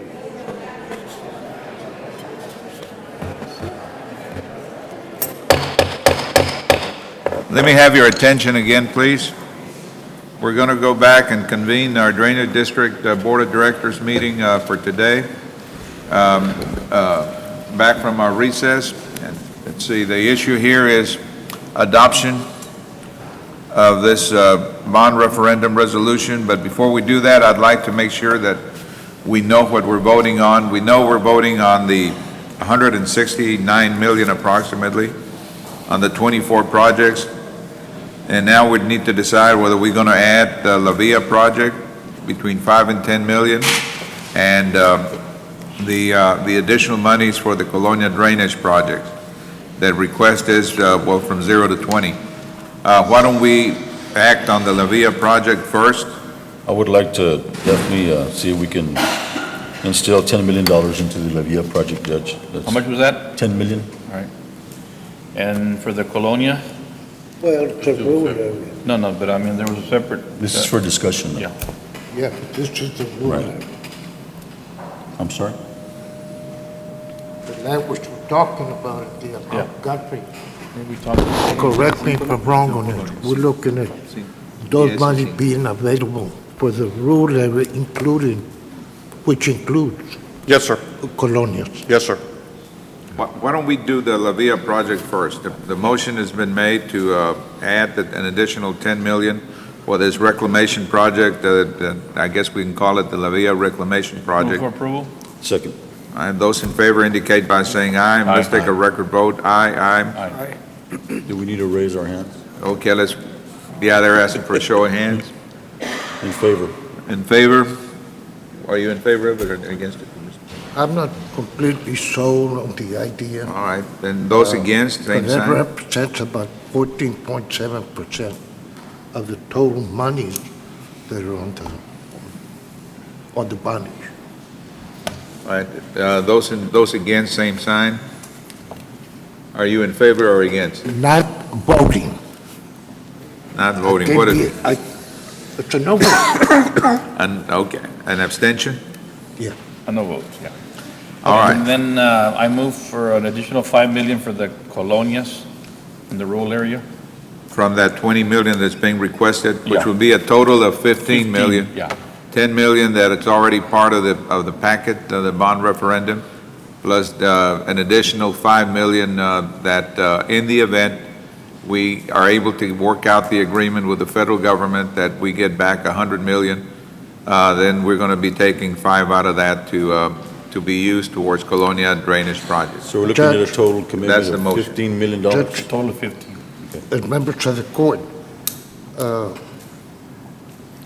why don't we treat that as a separate issue and we can consider issuing COs for the rural area improvements as opposed to digging into the bond issue? Well, we've got, I think all of us recognize that this is not the total money that would be invested in the rural area for the drainage. Or even for the county. It's a total is about 600 million. We're only spending, And what I'm suggesting, why don't we, the additional monies that we're talking about, just go ahead and consider issuing COs, and then possibly we come up with the 20 million. well, it's a lot easier to take care of 5 million over a 30-year period at these low interest rates, so that's what we're going to be doing. We don't know what the interest rate's going to be like in 1 or 2, 3 years under the CO program. And this would be a total commitment of $15 million, correct, Judge? If the Right. needs are- Was there a motion to add the additional 5? So there was one, mine. And a second? Second. All right, those in favor indicate by saying aye. Please raise your hand. All right, and those against, same sign. Not against, but abstain, and the reason being that we can issue more benefit to the rural areas and colonials by going the CO route. Well, it doesn't mean we can't do it in the future as Well, well. that's my opinion. Sure, I respect All right, All right, no problem. okay. Next item under drainage. Item B, Judge, is the, I'm sorry. Okay, item B. Item Need B, a motion to approve and adopt the order calling a bond election for November 6, 2012. Move for approval? Second. And we're going to be adding those It will be, monies that we just voted on. yes, sir, it'll be a total of $79 million instead of the $69 million. And it'll be a total on the bond referendum No, of no, 100. no, you're wrong on Another that. 5. You got to add 10 million, Oh, Lavia. okay, so it'll be $15 million, so Right. it'll be $84 million. Approximately, yes. Approximately. So it'll be $15 million out of this first issuance to go to rural development. Yep. Okay. And the idea, once again, that $15 million will be allocated for the rural areas, for the colonias. I want people to understand that the Lavia Reclamation Project is kind of like it's an area where the water is going to be, I guess, reserved for use, that later on it can even be used to be sold to other communities in our county. For irrigation or anything. Anything out there, instead of the water being wasted and sent to the bay and gone in that direction, we're going to be having a big holding pond, a big lake. All right, I need a motion, and I need a second. Move for approval? Second. Those in favor indicate by saying aye. Aye. Aye, raise your hand indicating aye. And those against, same sign. I'm voting for it with all the restrictions that are placed in the language that would protect the taxpayer. So I'll vote yes. Okay, well, that language is there. All right, and item C. Request approval to adopt a resolution in conjunction with the calling of a bond election by the Hidalgo County Drainage System Number 1, identifying the exclusive projects that may be undertaken with the use of the bond proceeds, imposing conditions on the issuance and the use of bond proceeds, and making other provisions regarding matters incident thereto. Basically, is a list of the projects that this board has approved will be the only projects that will be undertaken on that bond issuance, which is a total of $84 million. Move for approval? Second. Those in favor indicate by saying, well, raising your right hand. Aye. Aye. All right. Motion carries unanimously. And we have one item under executive session. Yes, sir, we do. Need a motion to proceed So to moved. executive session under 551, 071, and 072. Those in favor indicate by saying aye. Aye. Aye, motion carries.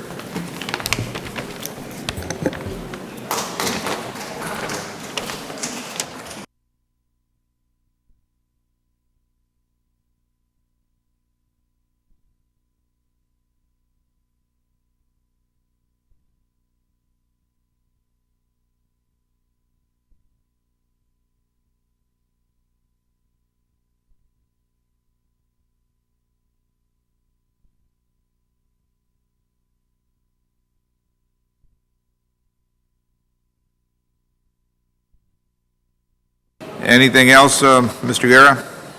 Judge, Mr. basically, we'll Gassa? proceed as directed by legal counsel.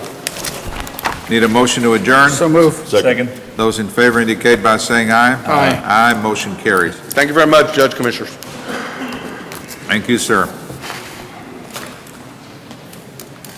I wanted to make sure we announced that we're going to have a series of town hall meetings throughout the county. There's going to be 12 of them, beginning when, Karina?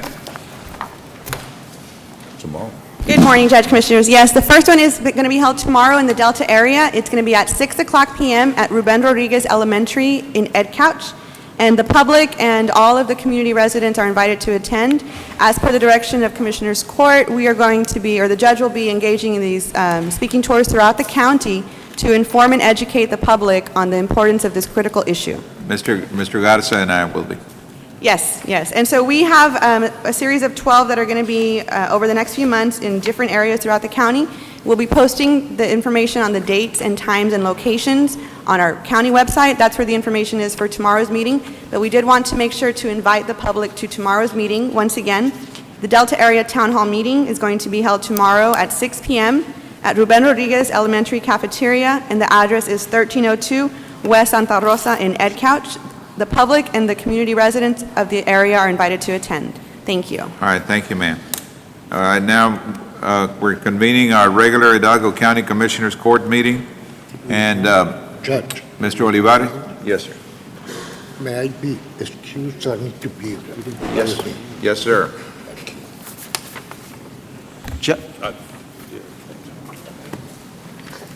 Judge, did we, we adjourned, I'm sorry. I wanted to address Mr. Olivares. Yes, sir. He's got a group here from out of town. He's got our Senator Hinojosa here also on that item, and in keeping with our policy of accommodating our elected officials. What item are we talking about? Sir, we have, today we've been scheduled for an 11:15 waiver workshop that was going to be presented. A presentation is going to be given to Commissioners Court. This was announced and presented several weeks ago and been announced Okay, then weekly. we're going to be recessing our Hidalgo County Commissioners Court meeting at this time, and we're going to be opening up and convening a workshop on what issue, Mr. This is Mr. Olivares? the resolution we passed earlier today in regards to the 1115 waiver in our regional health plan and how we could maximize any type of allocation or funding allocation dealing with the $802 million that may be set aside for this area of South Texas and dealing with healthcare issues. I asked our regional healthcare partners who are here today, would the hospital partner please stand so that we recognize, please? And we have representation. Come on this way, gentlemen.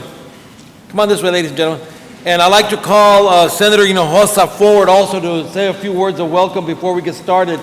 And Carlos Zaffarini will be actually doing a quick presentation and reviewing some of these concerns. I'd like to have everyone introduce themselves real quickly, and then we'll have Senator Hinojosa. Good morning, Yvette Salinas with the Cameron County Department of Health and Human Services. Good morning. Terry Crocker, CEO, Tropical Texas Behavioral Health. Good morning, I'm Daniel Castillon, Florida sorry. Region Behavioral Health Center in Laredo. What is your name, sir? Daniel Castillon, I'm representing Thank you. Stark County. Thank you. Hi, I'm Javier Duegas. I'm the CEO of Mission Regional Medical Center. I'm Lorenzo Olivares. I'm the CFO for South Texas Health System. Carlos Guajardo with South Texas Health Systems, Controller. Israel Rocha with Doctors Hospital Renaissance. Good morning, I'm Tim McVeigh, the CFO at Mission Regional Medical Center. Pedro Hinojosa with Cameron County Department of Health and Human Services. Yes, sir. Carlos Zaffarini, consultant to the hospitals. I'd like to ask Senator Hinojosa, the Honorable Senator Hinojosa, to come forward and give a brief introduction and welcome. Before Chuy does that, what hospitals are not represented? Rio Grande. Regional? No?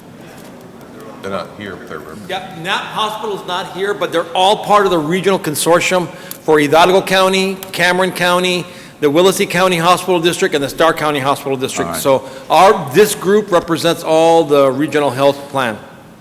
All right, sir. Senator, good morning. Good morning, Judge and Commissioners.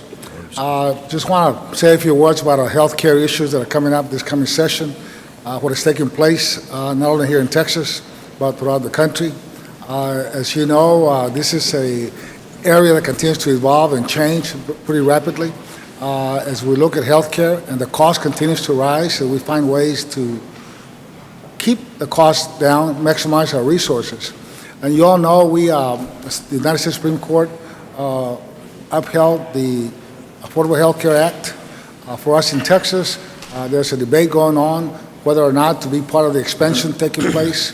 We have 6.2 million Texans who are uninsured. That's 25% of our population.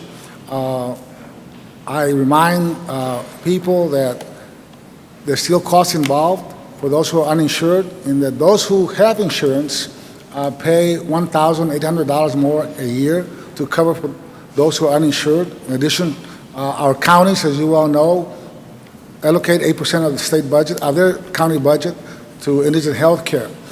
So for us, just another issue is the 1115 waiver that we're working on. We got other health care issues working with the governor's office and lieutenant governor's office and Commissioner Cease, the Health and Human Resources Commission. So all these issues are coming up at a time that it seems like I spend 85% of my time now just working on healthcare issues. But as you know, healthcare is a necessity, not a luxury. A healthy constituency is important to our economy and to our schools. So I will look forward to working with you, continuing to look at ways to maximize healthcare and make it affordable to our constituents, but at the same time, protect our taxpayers by making sure that every dollar that we spend it wisely. Again, I'll be glad to answer any questions. And as always, my office has an open door policy and willing to discuss issues coming up in the next session, or even during the interim, as you well know, a lot of issues come out that we work with the different state agencies, like health agencies and the Health and Human Resources Commission. Thank you very much. Thank you, Senator.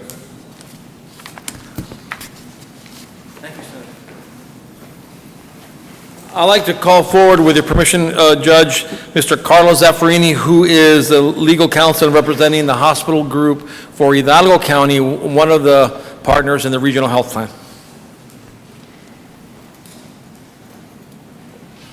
Thank you, Judge, Commissioners, Mr. Crane. My name is Carlos Zaffarini. I represent Hidalgo County Clinical Services, which is a 501c3 established by the private hospitals here in McAllen and the different cities surrounding, with the sole objective or the mission being to improve access, availability, delivery, efficiency, and funding for healthcare services all across the border region. First, I want to thank everybody for being here and for helping us find ways to accomplish this goal. Eddie Olivares has showed tremendous leadership in organizing the group of what are often competitors, but understand that in order to serve this community better, we have to come together. Mr. Crane has also been involved a great deal in addressing all the legal issues and impacting the indigent care affiliation agreement between the private hospitals and the county, and has actually offered us a number of suggestions that I think have improved the funding model that we could pursue in the coming years, and that really does a good job of protecting the county. And so thank you, Mr. Crane, for that. I'd really look to the commissioners for guidance as to how you'd like to do this. We can walk through a presentation that I believe has been handed out to you, and we can do a summary of what the 1115 waiver is set out to do, or I can also answer questions. Probably a summary, if you can. Sure. As you know, we've had a long morning. Yes, sir. And we're not even halfway through this meeting, but this is certainly a very key and important issue to us here at the court and to our county and to our South Texas area.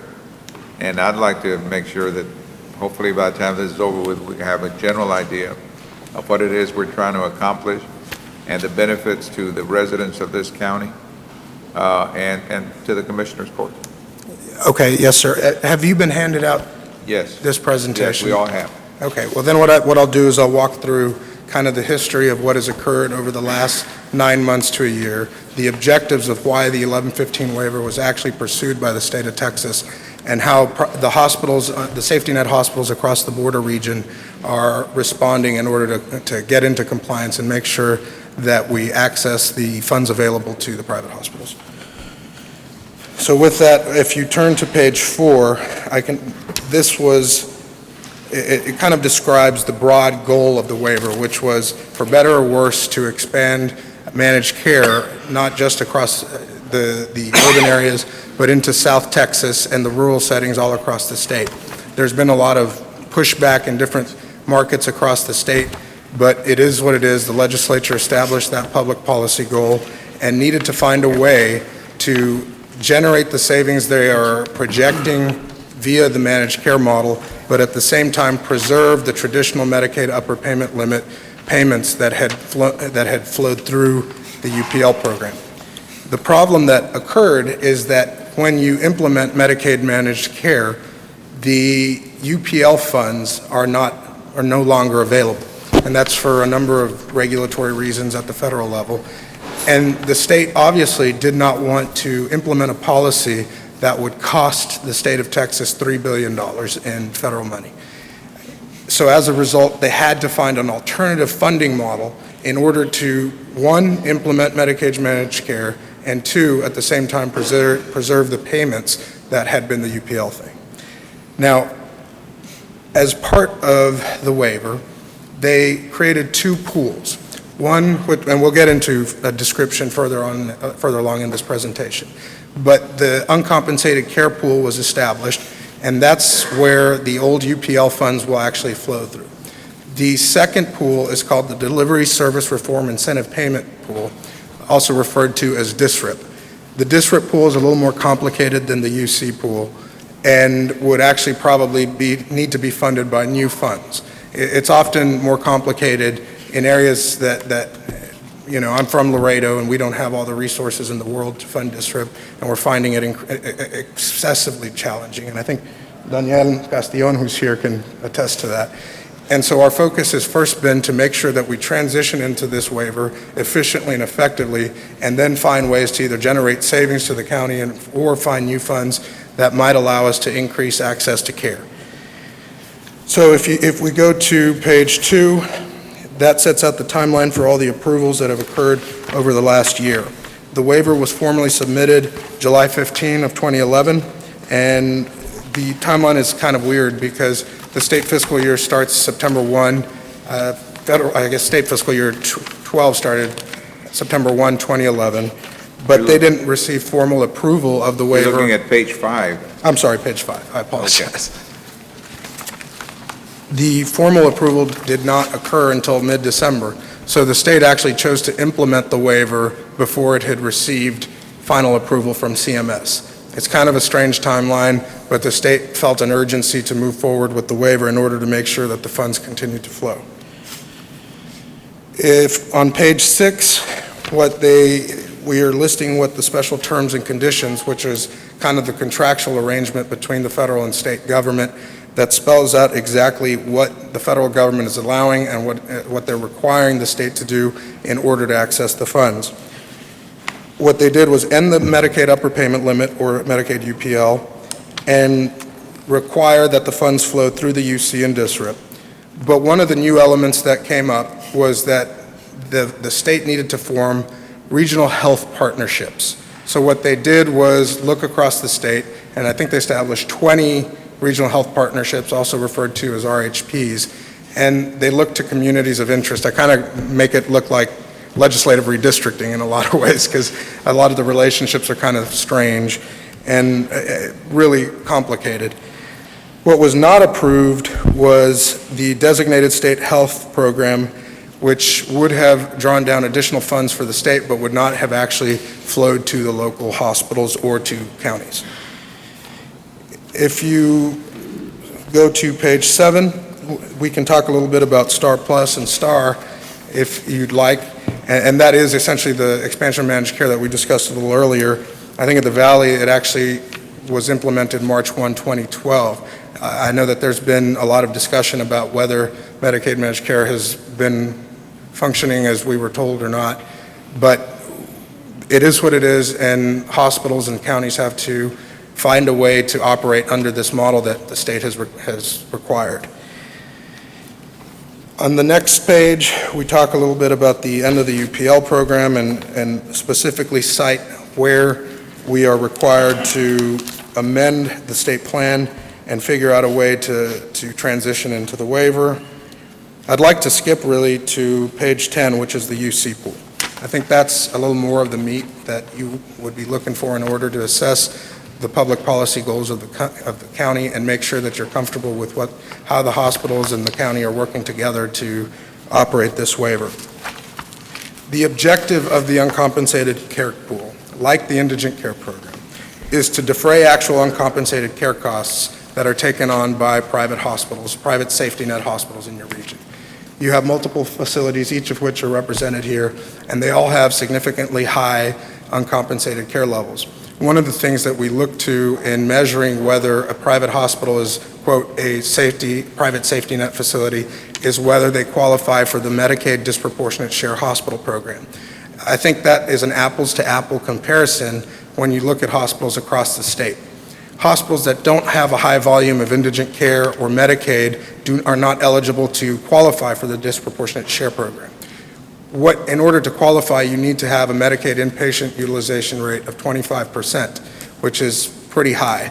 The majority of Texas hospitals don't actually qualify because they operate in settings where you have people that are able to purchase insurance at a greater rate than in other parts of the state or in their own communities. In the Valley and even in other parts of the South Texas, such as Laredo, Maverick County, or Jim Hogg County, every single hospital qualifies for the DISH program. Every one of them, which is a tremendous statement about the kind of care that they're providing, not just quality, but the volume and the services that they're doing to fulfill their mission in serving patients that often find it difficult to purchase insurance or that don't qualify for the Medicaid program. What that means is that the UC pool is significantly more important to private safety net hospitals. Right now, you may have heard a little bit about some of the issues that we're having across the state with the disproportionate share hospital program. If that is no longer funded, safety net hospitals will lose a great deal of funding, and the value of the UC pool becomes tremendously important, because if we're going to continue to provide the same volume of services, those funding resources have to be there in order to make sure that they're able to keep all the staff they need to make sure that they're providing all the services and that people have a consistent access to care. If you look at page 11, it describes the timeline for the UC payments that would actually occur. Essentially what happens in calculating the uncompensated care costs is you look 2 years back and determine what has actually occurred in those hospital settings, and it's the difference between the Medicaid charges and the reimbursement that they've actually received. And they added physician, pharmacy, and clinical costs to the uncompensated care pool calculation, or what we refer to as the UC cap. That would actually increase the availability of funds that would actually increase the capacity that the hospitals would be able to access via the UC pool if the county or whatever governmental partner they might have were in a position to fund intergovernmental transfers to help them access those payments. The timeline for that is that UC payments were supposed to start in the third quarter of state fiscal year 12. We've passed that deadline, and because of breakdown in negotiations between the state and federal government, we have not been in a position to access those payments, but we're currently still operating under what were called transition payments. We hope that the UC tool, now that it has been approved, will actually allow for private hospitals, not just in Hidalgo County, but across the state, to start transitioning into the waiver payments via the uncompensated care pool. On page 12, this describes the UC pool protocol and transition reconciliation, which means the documents that the state and federal government are actually required to submit to private hospitals, and they're supposed to fill out and work with their county to identify exactly what will be funded and what will not be funded for the transition for the second year of the demonstration. On page 13, we start describing the DSRIP pool.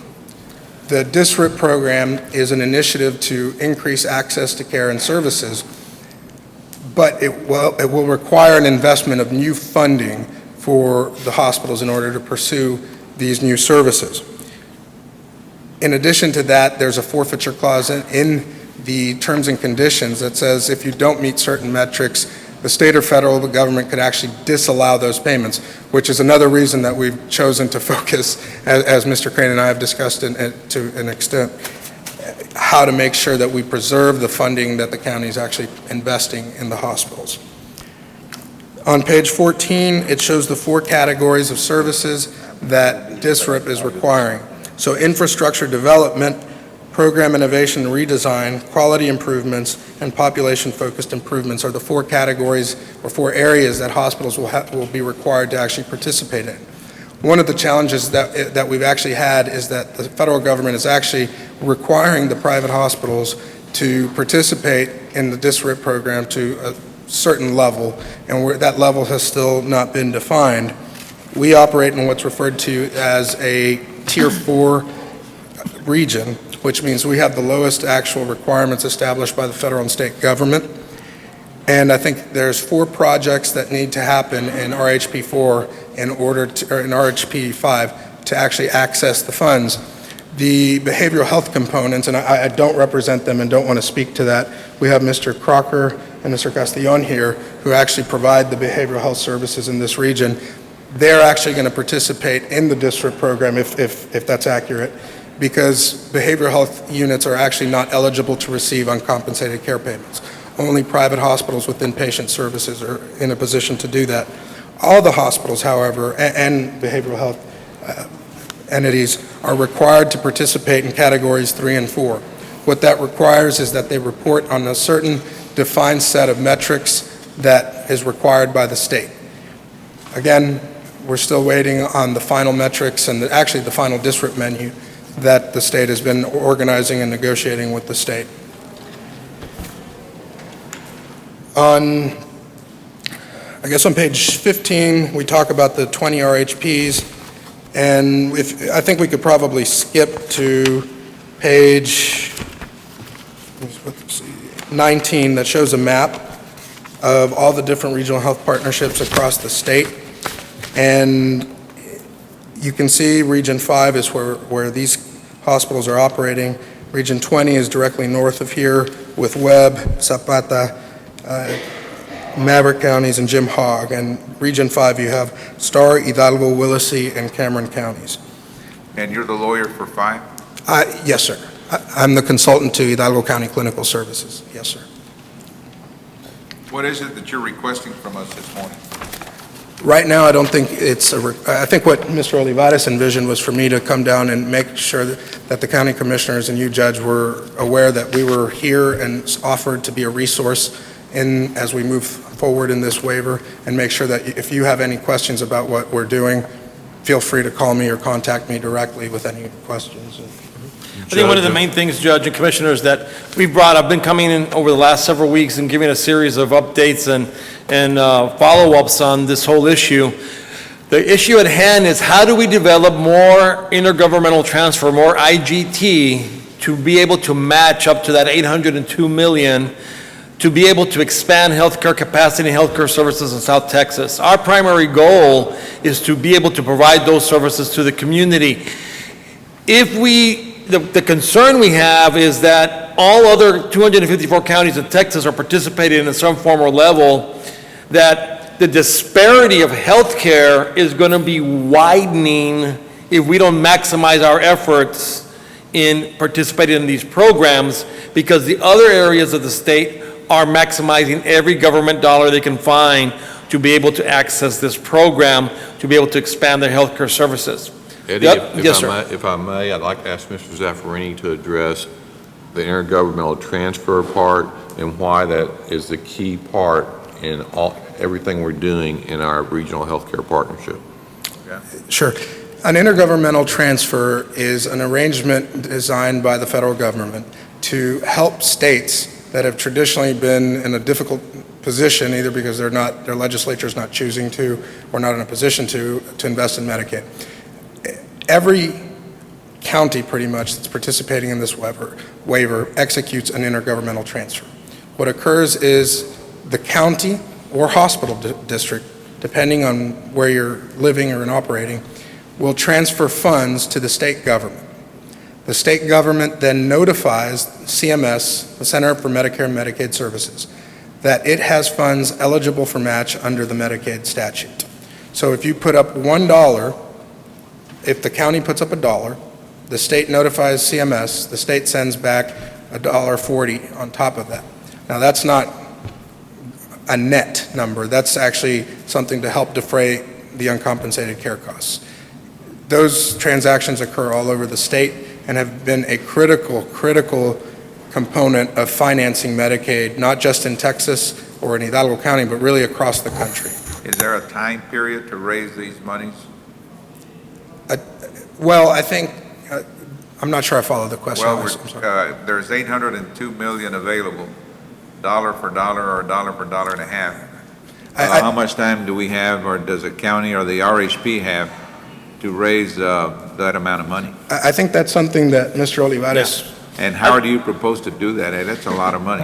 Well, one of the things that we're looking at, sir, is we've identified looking at one governmental, we talked about city partnerships. We're exploring the possibility of the school partnerships. That's yet to be determined by the state. But the other area is to develop something similar like we had before with the health service district, to look at how we could partner up and be able to develop, again, I want to use this word very clearly, it's a conceptual model, okay? This is not a done deal, it's something to be considered. The conceptual model is to look at developing other revenues in dealing with, for all practical purposes, either a fee or a tax that would be looked at a target population. Now, the goal is to minimally impact the residents or not impact the residents at all. But those are things we need to explore legally, and we need to explore to try to generate those fees and to be able to additionally get the multiplier. The other thing that we need to consider in this, over the years to come, over the next 5-6 years, this also serves as a huge economic impact in our community. In the event that healthcare were to go to the direction that we read about in the newspaper every day and a lot of the issues that are occurring in our country dealing with healthcare, there may be a big concern that from an operational point of view, that is no longer feasible for some of the healthcare businesses in our community to stay viable.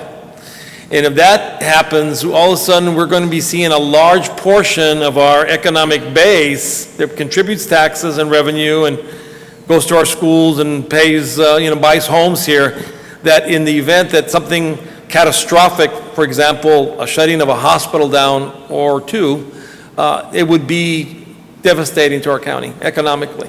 So we need to consider, and that's on the worst case scenario. So we need to consider how we can look at maximizing and balancing this out to bring the best possible healthcare and expand healthcare services and prevention and intervention, but at the same time, be able to maintain and stabilize an economic base for the future. So I think the direction is that the resolution that was passed this morning will be sent to the state. The state is open to listening to us on that, where they may be able to offer us some more time to develop a formalized plan on how to generate additional intergovernmental transfer without it being swept. That's yet to be determined by the state, but we're requesting of that through the resolution that was passed in Cameron County, Hidalgo County, and next week we'll be going to Laredo, Webb County, and Zapata County as well to try to get that. I want to make sure I answer your question specifically about timing. Part of the problem is that the state's timeline has been very difficult to estimate and has been changing literally every day in some occasions. What I think the hospitals would request of the state is that they give them at least through next legislative session with a cushion to make sure that we can find a way to address the funding issue. Because I don't think there is currently a mechanism, I think Mr. Crane would agree with that, that would allow us to find essentially, if it's $200 million, we'd need about $70 million in order to draw all that money down. And that's just not going to happen in the short term. 70 million to draw down how much? The 200. And so it It will be very difficult to get there, Judge, but what we would request of the legislature and the state is that they at least give us a shot at trying to find new mechanisms, because I've been working on this on behalf of the hospitals now for 30 days. And it's been very difficult. We're just transitioning in. We're getting to understand the model that's been operating for the last several years. And adjusting to the changing environment is something we're getting our arms around every single day. We're hoping that the legislature, or really HHSC, the Texas Health and Human Services Commission, will allow us through the current fiscal year to address these funding issues. That's out of our control, and we can only request. I'm not sure if that answered your question. Yes, sir. Eddie, and the multiplier will come to the local folks, or would it go to the state? The multiplier, I'm sorry, Mr. Ferrazzi, the multiplier? Right, the multiplier that we're talking about, when you invest $1 of IGT, it will multiply times 1.4. Right. Or 1.4 in addition to the dollar. Right. The 1.4 will come to the locals, or will go to the state? It'll come to us here at the region, and then the region would disseminate that funding accordingly. Either it'd be district, or, straight to the hospitals, excuse me. It comes straight to our regional hospitals and our regional health plan, to the hospital programs, similar to what UPL was. So this is another form of UPL? We'll have two UPLs, basically? Yeah, go ahead. The UPL program no longer exists because of the waiver. In essence, what the federal government said was, if you're going to pursue this waiver, you have to terminate the Medicaid upper payment limit program. And I guess what has spawned off of the UPL program is the uncompensated care pool. I thought the UPL will remain for another year, no? October 31st. There's a transition period. Right. Yes, I'm saying, so for another year, we'll have a UPL, and then we're going to transition into the new program. The new program would technically start, if I'm understanding your question correctly, Commissioner, October 1. Yes, sir. I'm trying to understand the impact or effect of this new program. Under UPL, we received about, 20-something million for the area a year? Right. And under this new program, what are the benefits? The benefit would be the same, but the thing is, the goal is to obtain more. If we could get more money, governmental transfer money, to be able to draw down a larger portion of money. The thing is, they're making it available for us to draw down a lot more than what they've made available in the past. So that's the key. And the key is that now they're opening it up not only for uncompensated care, but opening it up for DSREP to be able to deal with preventative and intervention models with local health partners, the behavioral health partnerships, some of the outpatient partnerships, and some of the other community clinics in the area that might be, like even our county clinics could get involved Well, in can that. we get any credit for the money we spent on the county clinics or, their medical care? We're actually looking at that right now. I think part of what we're trying to do is get our arms around this and hit the singles to make sure we transition effectively. And once we're able to transition, start looking at all the different options that we have. If we move too quickly, we could make a mistake. To answer your question also about the benefit, I think one of the major benefits of the waiver is in behavioral health with Mr. Crocker. He is the behavioral health units, and again, I don't speak for Mr. Crocker or Mr. Castillon, they have not been in a position to actually start accessing they weren't able to participate in UPL. Under the waiver, they're actually able to participate, and so you are going to be in a position, without the county actually spending money, to start increasing access to behavioral health. If he wanted to speak, I don't want to speak for you, as Mr. Crocker. But Certainly would like to get there. I'm sorry? Certainly would like to achieve without the county spending money. Right. Well, like the behavioral health system, they have their general revenue funding that they get. They have some access to funding to be able to be multiplied. In the past, they couldn't participate. Now they can. We're also exploring, like I said, the other issues. Some cities as well that may be interested. City McAllen is interested in applying because of the El Milagro Health Clinic in their community and kind of assisting, using their money to assist them and expand that programming, along with Hope Clinic and a couple of other community services in that area. So I think there's a lot of opportunities, just limited to our imagination.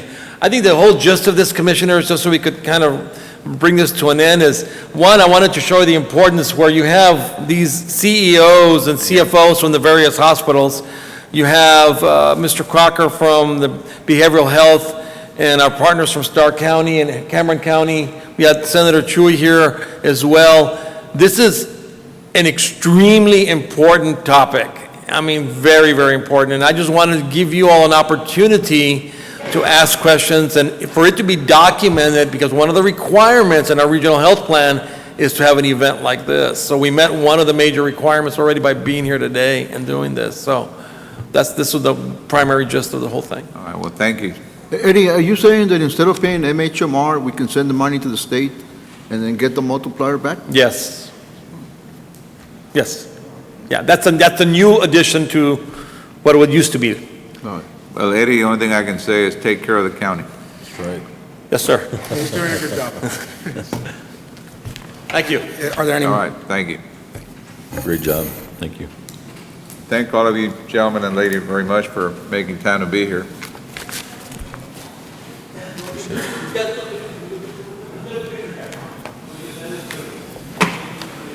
We're not there, you want to get up here? Okay. Perdemos ahí.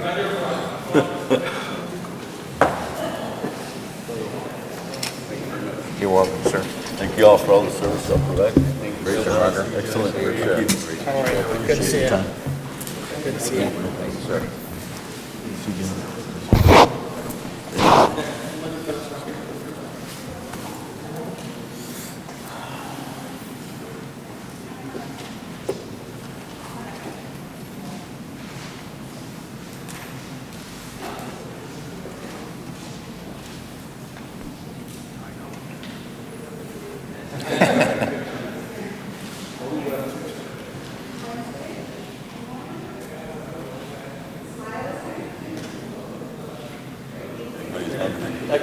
Thank you. Thank you, guys. Gentlemen, Eddie. thank you again.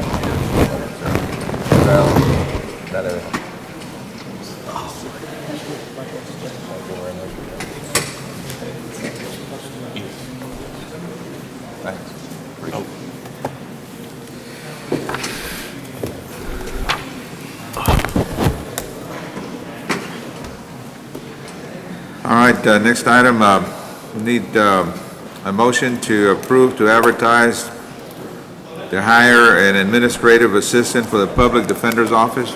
So moved. Need a second? Second. Those in favor indicate by saying aye. Aye. Aye, motion carries. Next item, item D. Item D, Judge, thank you. It's a status update on the courthouse portable building project and authority to proceed as directed. Judge, Commissioners, as you're well aware, the court took some action last week to purchase portables that we will be placing on the northwest corner of the courthouse. That will allow us to house the, we currently are 4 courts and that are housed outside of the courthouse, and the 5th court, which will be County Court of Law 8, effective September 1st, to be housed at the courthouse. Malde, the reason I asked you to put it up there, because I had concerns expressed to me by some of the judges. As you know, if we do what you're proposing, and we talked about, we're going to be doing away with our parking area. And they were concerned about where they were going to be parked for security reasons. Judge, I met yesterday at length with the sheriff. He had the same concerns. The primary goal and the action that will be taken is, first and foremost, elected officials will be on the courthouse grounds. They will not be parking outside of where the courthouse is. The staff will be parking on either the east side. Where are you proposing that they park? Not the staff, the elected officials? Right. Preliminarily, in looking at the plans, we will be, we need to keep the AD slots that are at the courthouse right now. The what slots? The ADA, the handicap slots. Oh, okay. The number of handicap slots. Well, handicap slots in general. Mr. Sunday, do you want to come up to the podium, please? The handicap slots in general, okay, will determine the proper ratio for the handicap slots. Right now, I'm thinking that the handicap slots that are on the west side, right in the middle of the courthouse on the west side, that potentially those be relocated over to the ones furthest to the south side, to free up that area so that the elected officials can park. In essence, they would be moving by about, what, 20 feet, 30 feet, maybe? No, a little more than that. About 60 feet. 60 feet from where they're currently parking, just further south. So again, the elected officials we're going to keep them there on the courthouse proper. Now, again, You're going to put them where that little station is to the south? Yeah, just south of that. Just moving south of that. Again, the sheriff has already started to review the overall parking situation along with the overall security, because right now the portables will be outside. And so he's looking at perimeter fencing for security purposes. He's looking at and again, I don't mean to speak for the sheriff's office. This was just a conversation I had yesterday, some of the issues that came up. Looking at a secured entry-exit gate system for their parking. Sonny, you can add. So you do have a secured area, is what you're saying? Yes, there will be a secured area, yes. If you could make a presentation to the Board of Judges, that would be very helpful because they're concerned about security. Right, that's going to be the next step. The sheriff is going to do his assessment, and reduce it to writing, put it down on a plan, and then provide it to the court and myself, and that would be the next step to go before the Board of Judges to present them what the security measures are that they're going to be undertaken. Okay. So, Judge, and to let everyone know, this will be a standing item so that we can keep, as things come, as we're progressing, that we keep the court as well as the constituency in general up to date as to what we're doing. Again, we already ordered them, right? Yes, sir. They've been ordered. There's a purchase order been issued out, and they are being fabricated. What about the plumbing and all that stuff? Mr. Sunday can speak on the infrastructure. Why don't you use the word build? Built. They're being built. Judge, Commissioners, the Oscar Garza has placed a purchase order with Ramtech, the vendor. The infrastructure, meaning the parking lot and the site preparation, that's concurrently underway with an engineering site plan so that job order contractors can prepare the site. Ramtech installs the buildings, the job order contractors connect the water, sewer, and electrical.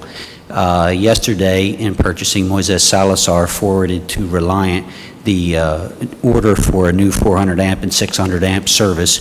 So what we're doing is concurrent with the build of the portable buildings, we're doing everything that needs to be in place so that when they arrive, they can be placed without delay.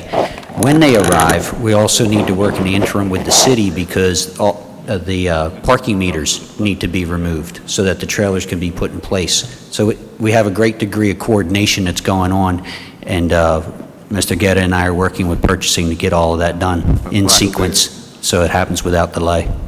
Well, is this going to be done by Builders and Grounds or by a private contractor, all the plumbing and all the stuff? A job order contractor. Job order contractor, Commissioner. Job order contractor. Well, how much time do you think it'll take before, we install the benches and where the judge sits and the bar and? Good question, Judge. Thank you for asking. We planned that out and we looked at it, and it's too much work for facilities management to get it done. All 5 courtrooms would need to be built out within 2 to 3 weeks from the installation of the portable buildings, and that would require the job order contractors to do that with 5 work crews running concurrently, such that when the buildings get delivered towards the end of September, by mid-October to the 3rd week in October, they're ready to be occupied. Is that being built already, Buddy? I'm sorry? Is that being built already? No, the scope of services is being prepared so that we can get the jobs to bid on them. Our timeline indicates we should be able to occupy by 1st to 2nd week in November. By when, Marty? 1st to 2nd week in November, if not earlier. Does that sound reasonable? Yes, sir, that's very realistic. Yes, because delivery of the modulars would be around the latter part of September, with a month for all of the installation and build-outs that we need, which are the jury box, the bench, the litigants' tables, well, those we can order, and then probably chairs, if we can't get benches done by then. Okay. So that's our timeline right now. All that's going to be built in there? Yes. Yes, but I think right now, because they are modulars, we would be looking at the gallery to have probably, chairs, not necessarily benches, because that adds a lot of weight too. How big are they? The courtrooms are about, what did we discuss that day? They're about 2,300 square feet. There's one portable building of 2 courtrooms, and they're close to... And they fully have each judge's chamber has their own bath. Right. Now, mind you, I do want to have jury rooms. disclose something.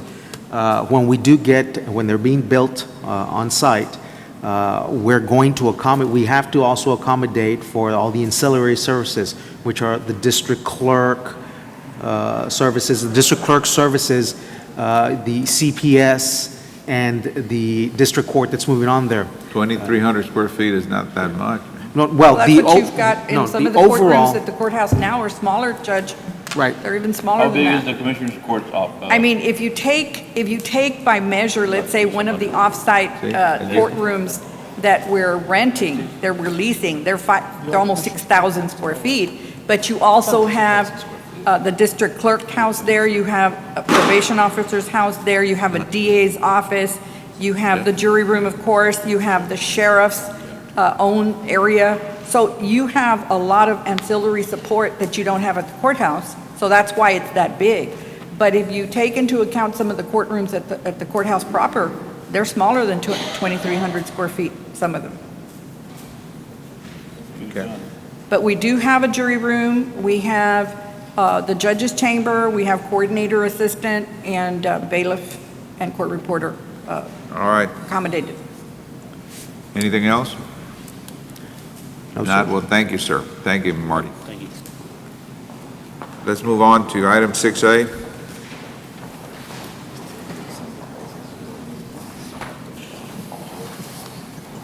Morning, Judge Commissioners. The item is a presentation of the upcoming Hidalgo County Blood Drive. Mr. Piñon had to leave, and he asked me to just announce the blood drive.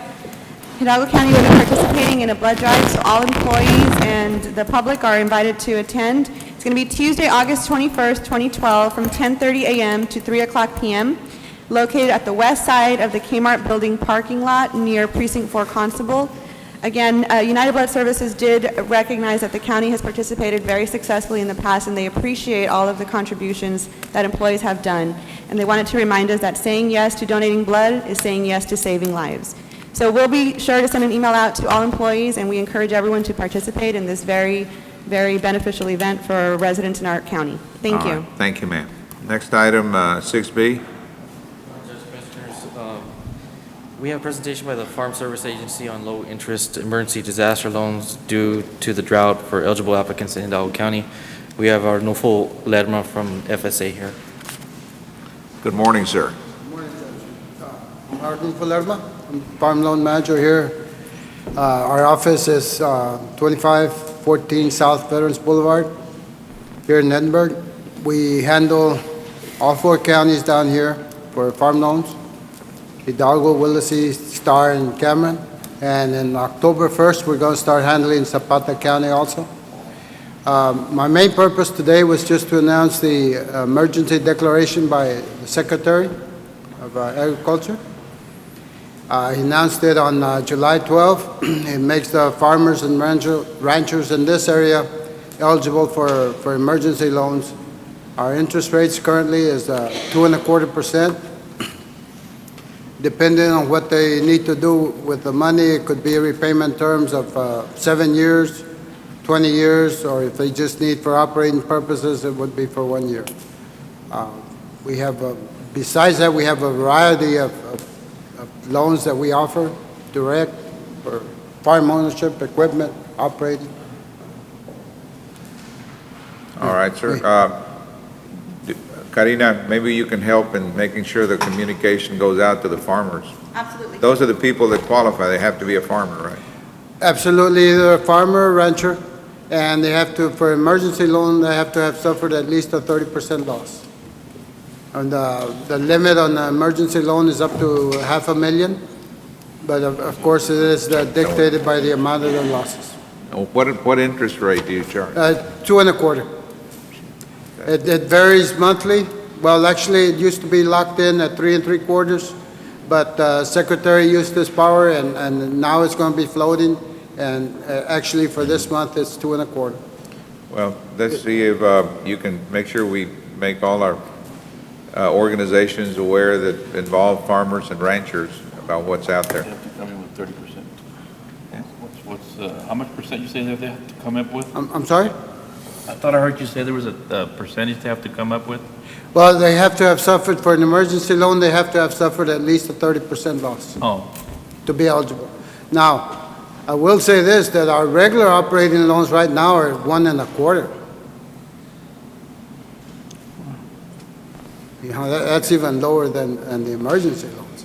And that can be used for just about any purpose to operate, for operating expenses, to purchase equipment. And purchasing equipment, we can go out for 7 years. We can refinance farm debt, ranch debt, and we can also lend money. We have direct money to purchase real estate. Net interest rate is 3%. All right, well, thank you very much for Well, you're welcome. Thank you for inviting me. the information. Yes, sir. All right, thank you. Judge, Commissioners, Karina's about to pass out a letter that the judge has signed. Judge Garcia is we're advising the court that the judge is going to be extending an invitation to Commissioner Ted Houghton and the Texas Transportation Commission to have one of their meetings down here, hopefully in the spring. We anticipate the I-69 placard signing ceremony possibly in the spring.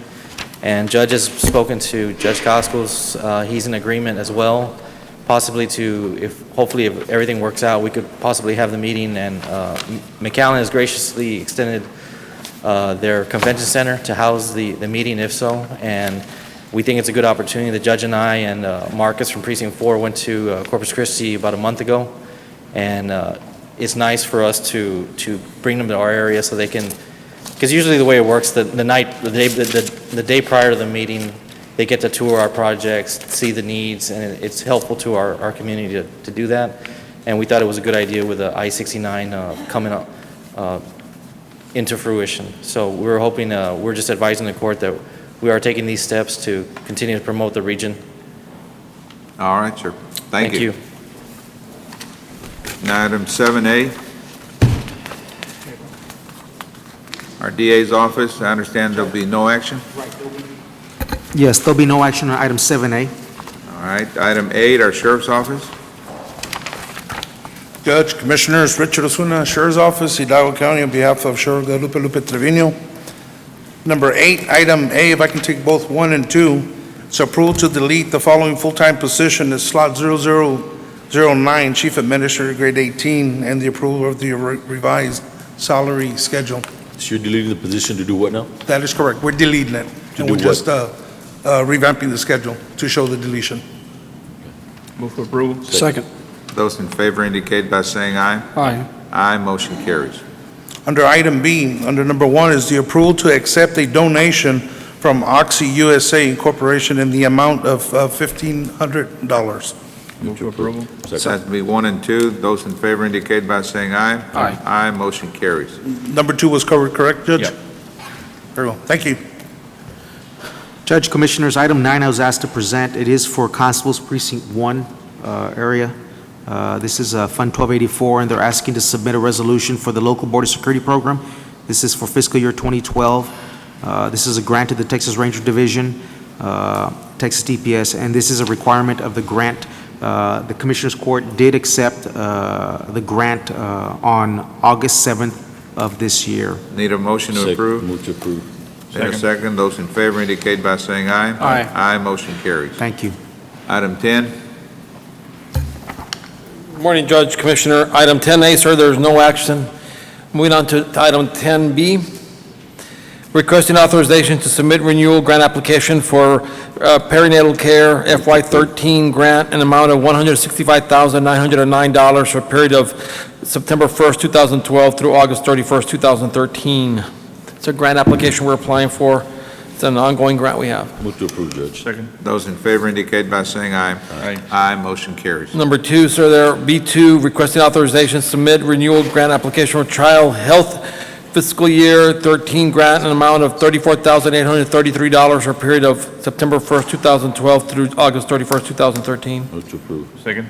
Those in favor indicate by saying aye. Aye. Aye, motion carries. Item C, sir, is requesting approval to accept the memorandum of agreement between Hidalgo County and the University of Texas School of Nursing. The aim of the agreement is to establish an agreement for exchange of information and for cooperative research between both institutes in the field of tuberculosis. Second. Those in favor indicate by saying aye. Aye. Aye, motion carries. Item D is requesting authorization for Hidalgo County Health Human Services Department to participate in a professional provider network and health maintenance organization network with Blue Cross Blue Shield. We will actually become a Blue Cross Blue Shield provider, so technically, we could actually see our employees because we are a Blue Cross Blue Shield provider. Move to approve. Second. Are you going to file those claims, Eddie? Pardon me? You going to file the claims against Blue Cross Blue Shield? We'll work on that, yes, sir. We have to file the bills and the claims like for any other patient that we see in any clinic. I'm not saying this is going to be for our employees, but this is going to be in general. We're just a Right. provider like anybody else. All right. There's a motion, second, right? Those in favor of the motion in a second indicate by saying aye. Aye. Aye, motion carries. Item E is Title V perinatal requesting authorization for Hidalgo County Treasurers and Payroll Division to continue paying employees currently paid from Title V perinatal contract, grant contract, which will end August 31st, 2012. The request is to continue payroll from September 1st, 2012 until FY13 perinatal contract is received and accepted by Commissioners Court. We have it in writing that this contract will be received in the next day or so, and we're hoping to bring it to court before the end of the month. But in the event that it might be a few days late, that's why we're asking this permission. In the past, this has been done and granted by Commissioners Court on any of our contracts. Second. Those in favor indicate by saying aye. Aye. Aye, motion carries. Thank you very much. Have a good day. Thank you, sir. Item 11, Urban County. Good afternoon, Judge, Commissioners. Our first item is a request on behalf of the City of Penitas, requesting the acceptance and approval to award the best valued proposal received from Facilities USA LLC, a job order contractor, through an approved contract partner with TCPN. This is contract number R5085 for the rehabilitation of the Penitas Library. The contract amount will be $108,846.55. Move to approve. Second. Those in favor indicate by saying aye. Aye. Aye, motion carries. Our second item is the authorization to amend the Homeless Prevention and Rapid Rehousing Program, also known as our HPRP. The contract has terminated, and we are requesting that we be allowed to increase the funding to Catholic Charities by $595.45 so that we will be able to reimburse them for the funding that they've expensed helping the homeless. Move to approve. Second. Those in favor indicate by saying aye. Aye. Aye, motion carries. Thank you. Just a reminder for Commissioner Quintanilla and Commissioner Palacios that we will be waiting for you for the meeting. Thank you. Thank you, ma'am. Item 12, elections. Good morning, Amanda Valdez for the Elections Department. Mrs. Ramon was unable to make it today. Just some information that we're passing out. The front page is the possible elections for November, and you'll notice that there's 16 of them. If they are highlighted in purple, then they've been petitioned by their entity, and we will be running them as a full contract. We have 7 that have already confirmed that they will be coming on as a full contract voluntarily, and the rest we're still waiting for some information. You'll have an early voting schedule. Again, this is just a draft. And in La Jolla, we are actually switching from City Hall, there were some concerns that the building was too small and there was issues with the parking. We're moving. Hold on, you're concerned about what? There was concerns that the location was too small. We're moving. The Parish Hall? No, not the Parish Hall. The Parish Hall was. The City Hall? City Hall. Okay. Yes. So there is an EDC building behind. It's it's not even a block away. What's And wrong with the Parish Hall? That's where they've always had it. They've not allowed us to use it. Oh, Yeah, the Parish Hall has not allowed us to use it. The church turned it down? Yes. Okay. Where's it Yes. going to be now? So EDC again, this is building. just a draft. The EDC building, it used to be a Head Start. It's northeast of the Nelly Junior. It's in the back parking area. And then, same thing for Election Day. You'll notice that it's highlighted as well. Okay. And again, this is just a draft, and we'll bring this back for approval soon. Thank you.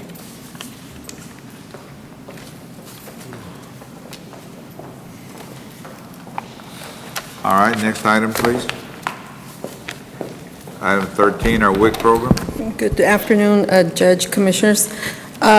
We have two personnel actions. It's the deletion of two positions, slot 15 and 2243, which are vacant. It's registered dietitian 1, grade 12, lactation consultant 14.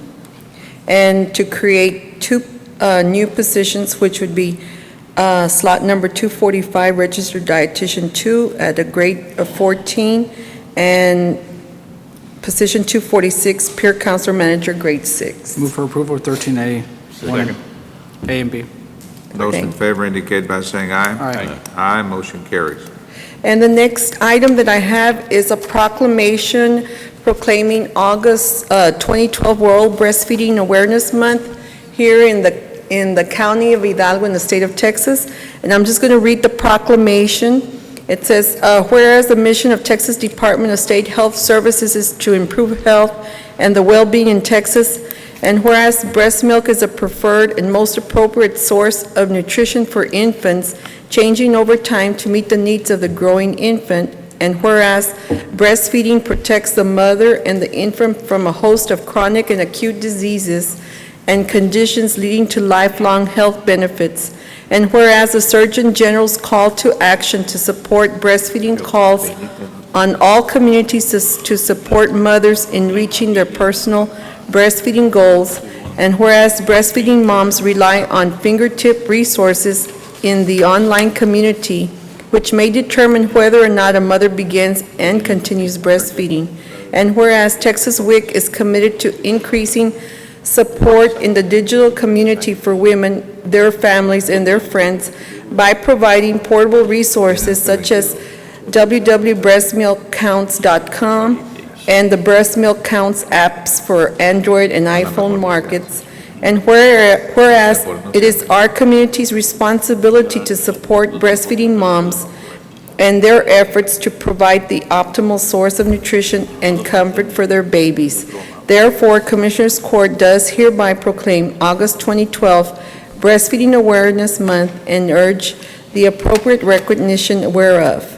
Help your local community support breastfeeding moms by connecting, sharing, collaborating, and partnering with breastfeeding supporters. Pass and approve. Need a second? Second.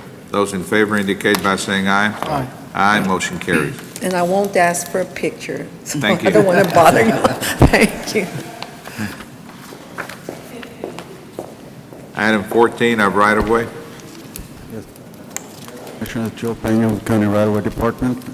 Item A is authorization to purchase 4.3 acres of land out of Lot 78, Block 4, La Homa Ranch, Citrus Grove, Unit Number 1 as subdivision through a Second. tax sale, Precinct 3, drainage equipment. Those in favor indicate by saying aye. Aye. Aye, motion carries. Item B is authorization for county judge to sign closing documents for FM 681 and Second. FM 2221 project. Those in favor indicate by saying aye. Aye. Aye, motion carries. C, authorization for county judge to execute deed acceptance from Hidalgo County Irrigation District Number 1 for the Second. 10th Street. Those in favor project. indicate by saying aye. Aye. Aye, motion carries. Thank you.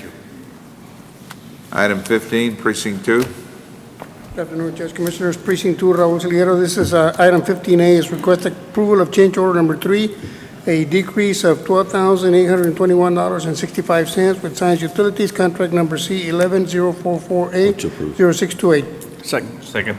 Those in favor indicate by saying aye. Aye. Aye, motion carries. Thank you. Item 16, Precinct 3. Item 16A, consideration and possible action on amendment to the interlocal agreement between Hidalgo County, the City of Alton, and the Alton Tourist Board to meet the requirements of the Texas Attorney General for the issuance of bonds for public improvements in the City of Alton. Second. This Need a has been motion. reviewed and approved by legal. And Mr. Elliott is here in case you all have any questions. And it's been approved. Need a motion and a second. Those in favor indicate by saying aye. Aye. Aye, motion carries. Thank you. Item 17, our Budget Office.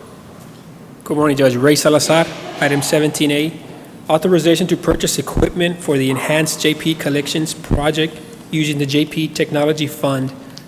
This is equipment that we're going to utilize to start on October Move for approval. scofflaw program. Second. What's the amount, Ray?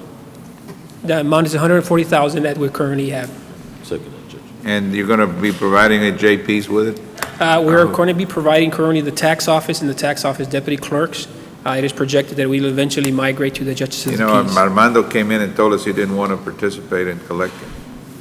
Mr. Barrera mentioned that he did not want to participate unless he received the full scope of the $20 additional fee that this county could potentially utilize. However, the committee is currently evaluating the expenses and the expenditures that are going to be incurred as a result of this program to utilize and be able to bring back to the court a decision on that. All right, those in favor of the motion that's made and seconded indicate by saying aye. Aye. Aye, motion carries. Thank you. Item 17B, Judge, is approval of 2012 appropriation of funds for the HIDA U.S. Fund in the amount of $150,000. These are to fund operating expenditures for HIDA. Move for approval. Second. Those in favor indicate by saying aye. Aye. Aye, motion carries. Item 17B2 is approval of appropriation of funds in the amount of $15,700. These are for the probate special purpose fund. For what purpose? These are for court costs. These are attorneys that represent the interests of the child on probate cases. Move to approve. Second. Those in favor indicate by saying aye. Aye. Aye, motion carries. Item 17B3 is approval of the 2012 appropriation of funds into the Court Reporter Fund, Fund 1239, the amount of $10,000. These are for court reporter services. Move for approval. Second. Those in favor indicate by saying aye. Aye. Aye, motion carries. Item 17B4, 1 and 2 is the approval of the certification of revenues as certified by the county auditor and the subsequent appropriation of funds for the Precinct 2 road maintenance program in the amount of $385,596. These are the sales proceeds on the Precinct 4 shop that was sold to the Drainage Move to District. approve. Second. 1, 2. Those in favor indicate by saying aye. Aye. Aye, motion carries. Thank you.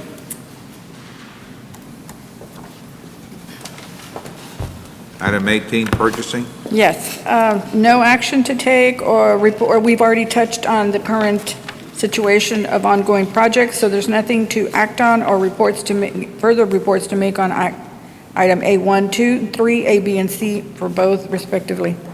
Item 4, no action.